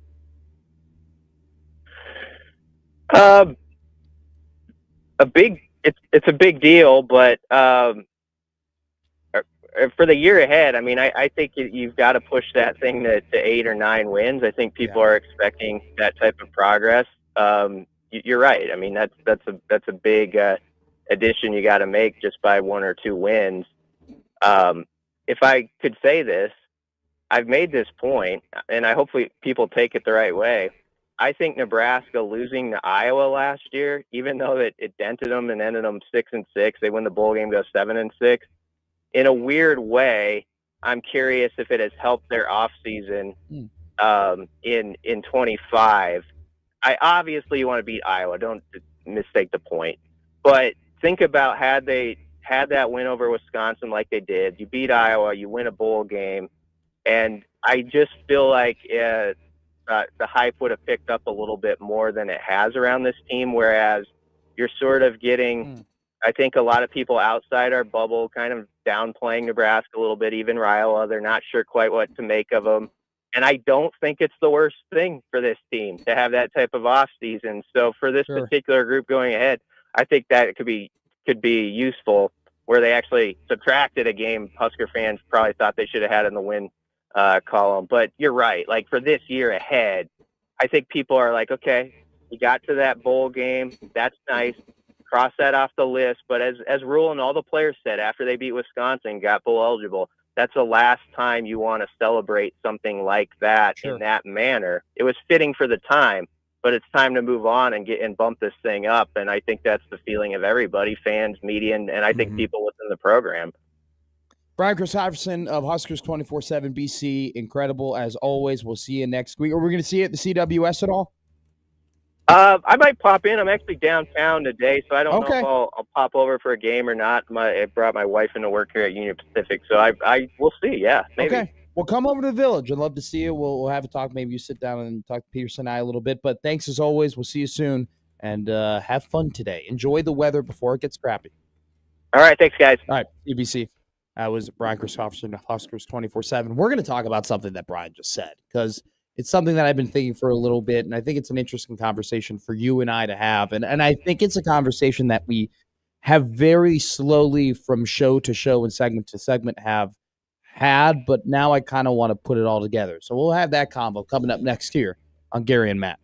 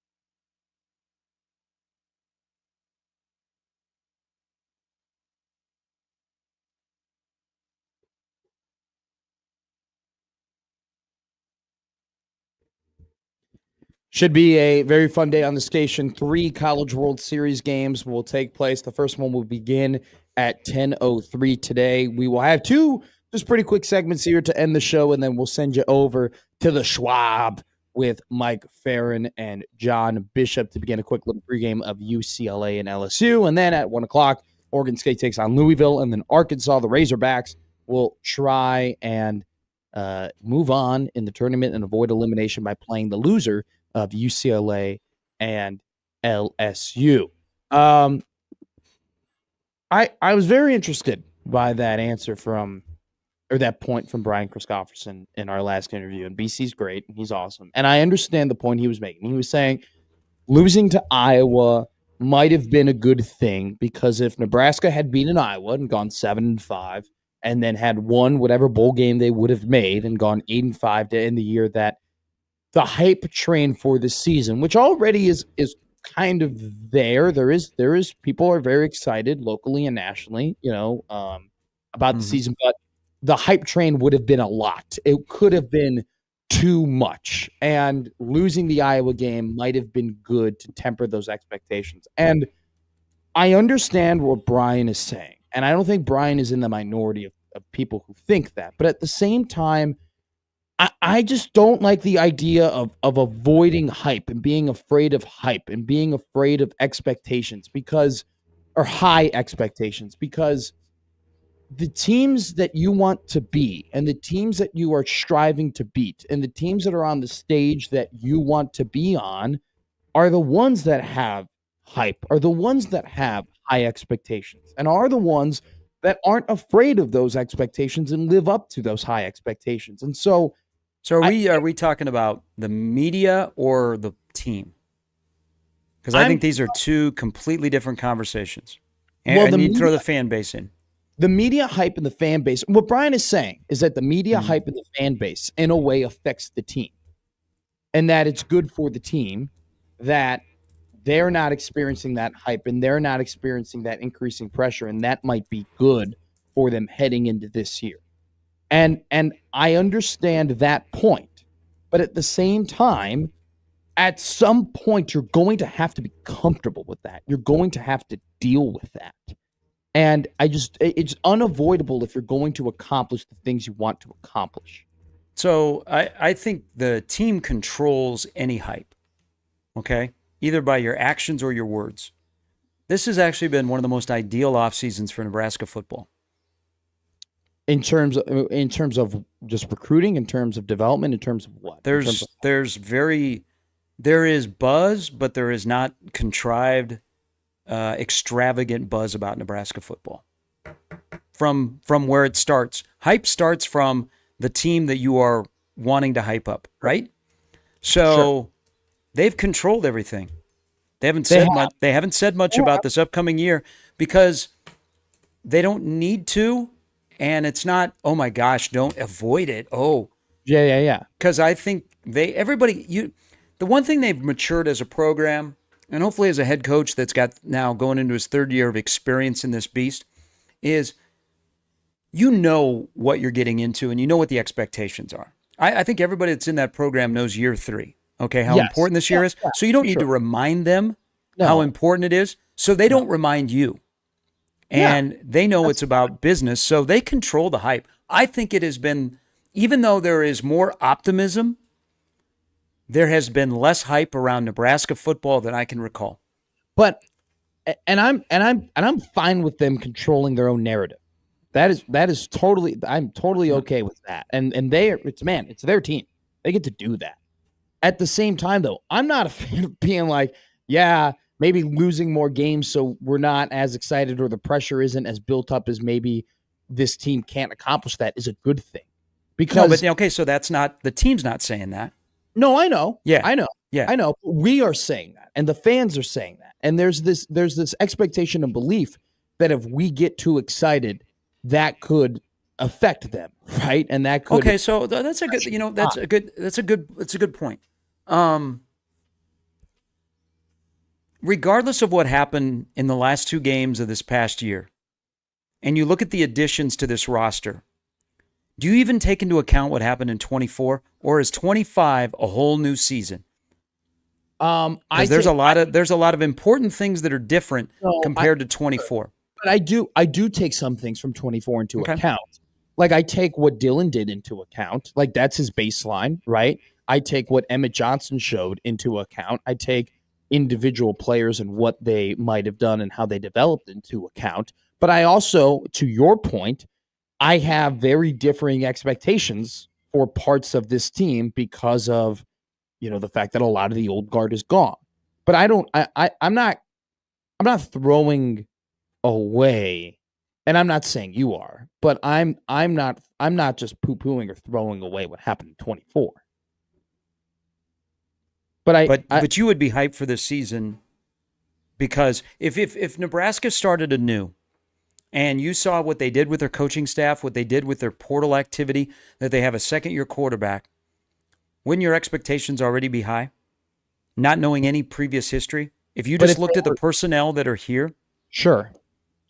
But wouldn't having an 8-win season, to Brian's point, would have increased the hype, right? Because there's a difference of coming off of 7 and 6 and 8 and 5, right? Because a 2-win jump, right, is 9 wins. But now, if you're a 2-win jump from 8 wins, you're at 10 wins, and so then the pressure is higher. I think if you would have won the last 2 games, I know exactly what Brian is saying because Brian and I have talked about this outside of the show. Yeah, he thinks that Nebraska is not being hyped up, like by national media and stuff. But they have all the ingredients to say yes, they should be because you have a returning quarterback. You have an OC that's highly thought of. You have the year 3 rule bump. But I agree with him. If you throw all of those into a hat, you would think Nebraska should be promoted more, right? I think there's past history of where Nebraska is, but you have to separate. The team has handled the narrative and controlled it 1,000,000%. Where if they would have won the last 2 games, I think the only difference is, yes, the hype would have, or I don't want to use the word hype. The discussion would have been stronger and louder, and they would have started in a preseason poll a lot higher than they will. Okay. And I agree with that. And I get what Brian is saying, and I understand where you're coming from for that. My point is, I don't necessarily think that's a bad thing. And I don't think that people need to be afraid of that, okay? Because the teams, like I said before, the teams that are accomplishing the things that you want to accomplish, that is what they deal with from season to season. And if you're going to be those teams, you have to be comfortable with dealing with those expectations and dealing with those strong discussions. And so, I don't have a problem with someone that is hesitant. Sure. I mean, you've been burned in the past, but this is why I go back. It feels different this year because remember, you have to separate the team. Are you talking about the team is running away from expectations? No, I don't think they're running away from expectations. I mean, I think when you put the uniform on at a place like Nebraska, the expectations are already pretty established. It's just if you can meet them or not. If you can't embrace the high expectations of this program, this place wasn't built for you. It will eat you alive, but you already understand going in. Yeah, but once again at the same time, I get what they're doing, and I understand why they might not have tried themselves to, elevate this discussion, right? At the same time, eventually, you're going to have to deal with these things, and you're going to have to deal with hype. So I know where you're going. I know this. I know, and I'm listening. What do you want them to say? What do you want the head coach to say? Because a year ago, when he would say stuff, people were crushing him, okay? Sure.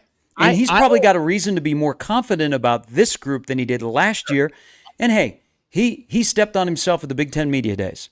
Yeah. Okay? What he said and he felt from that team, it didn't come to fruition. So if he wants to be quietly confident and he doesn't need to verbalize it, I'm perfectly fine because once we get to August 30th, ball don't lie.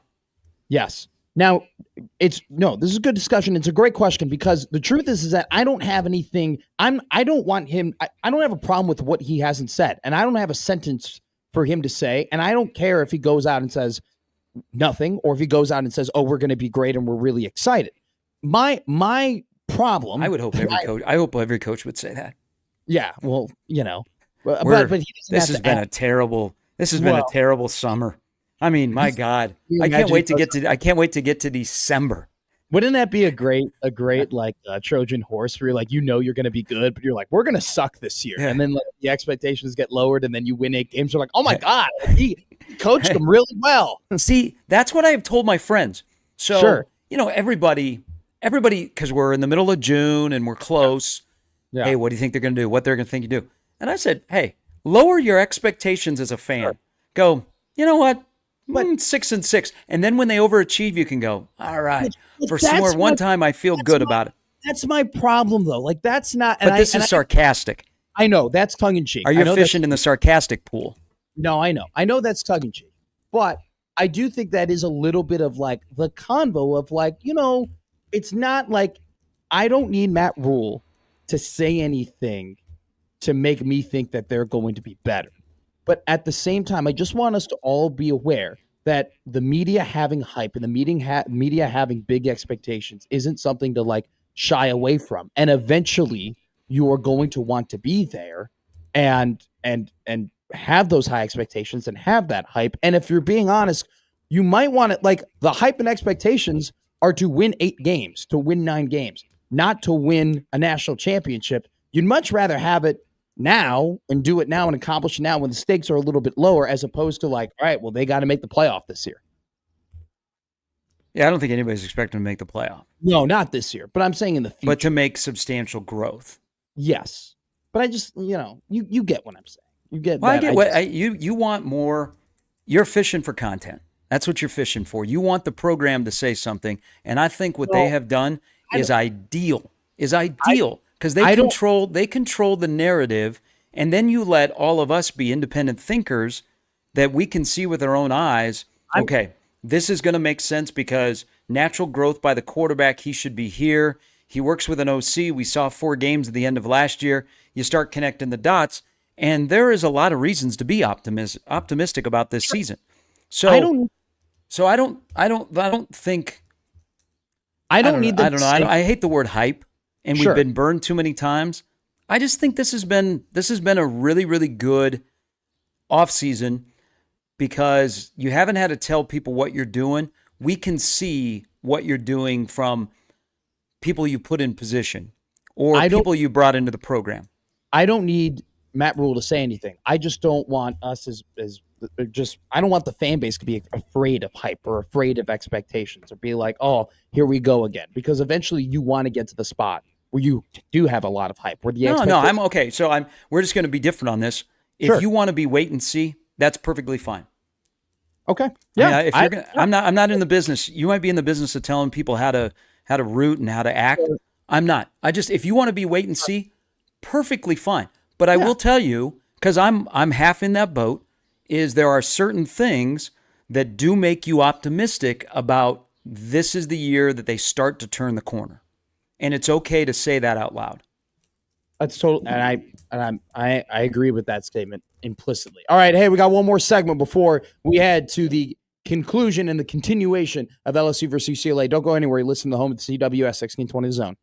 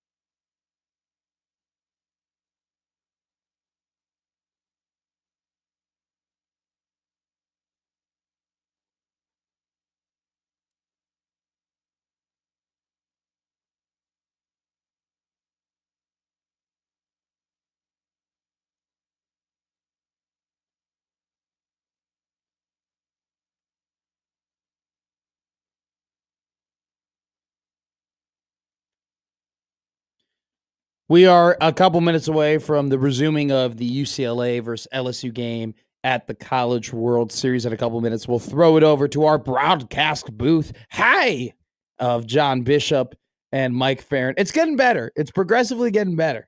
Harry carry hair. It is. You're making strides.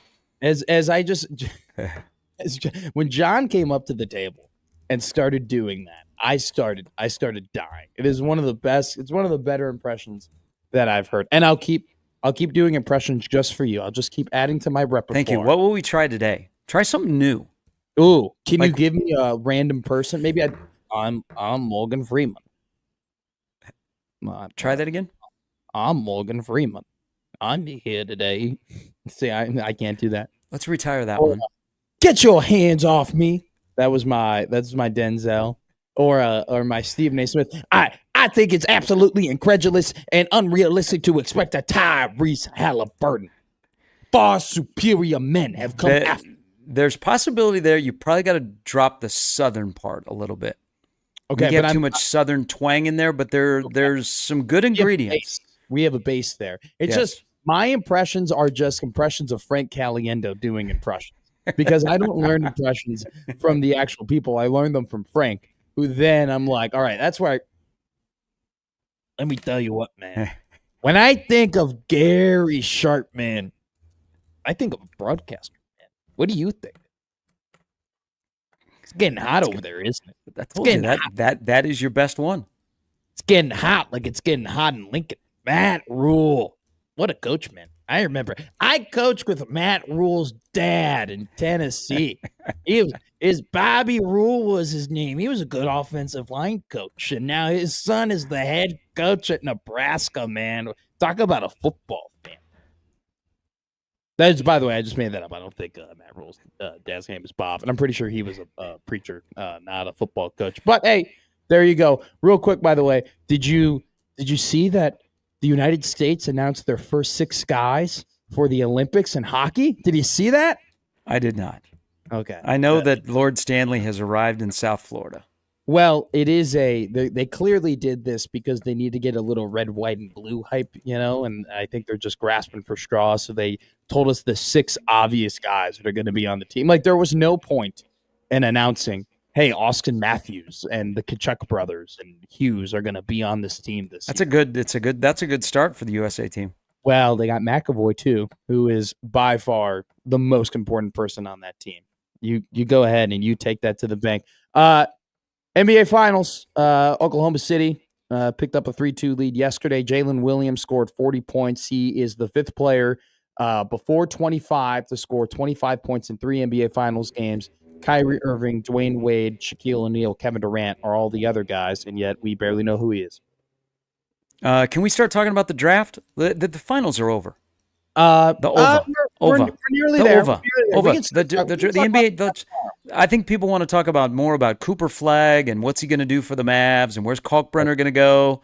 Then they want to talk about Game 6. Well, when we go ahead and we come back here tomorrow at 6 o'clock, we will do exactly that. We'll talk about the draft. We're winding down here from Gary, from Matt. This has been Gary Matt on 1620 The Zone. We'll throw it on over to our beginning of the CWS coverage with Mike Farron and John Bishop. Hey, it's 3 games today.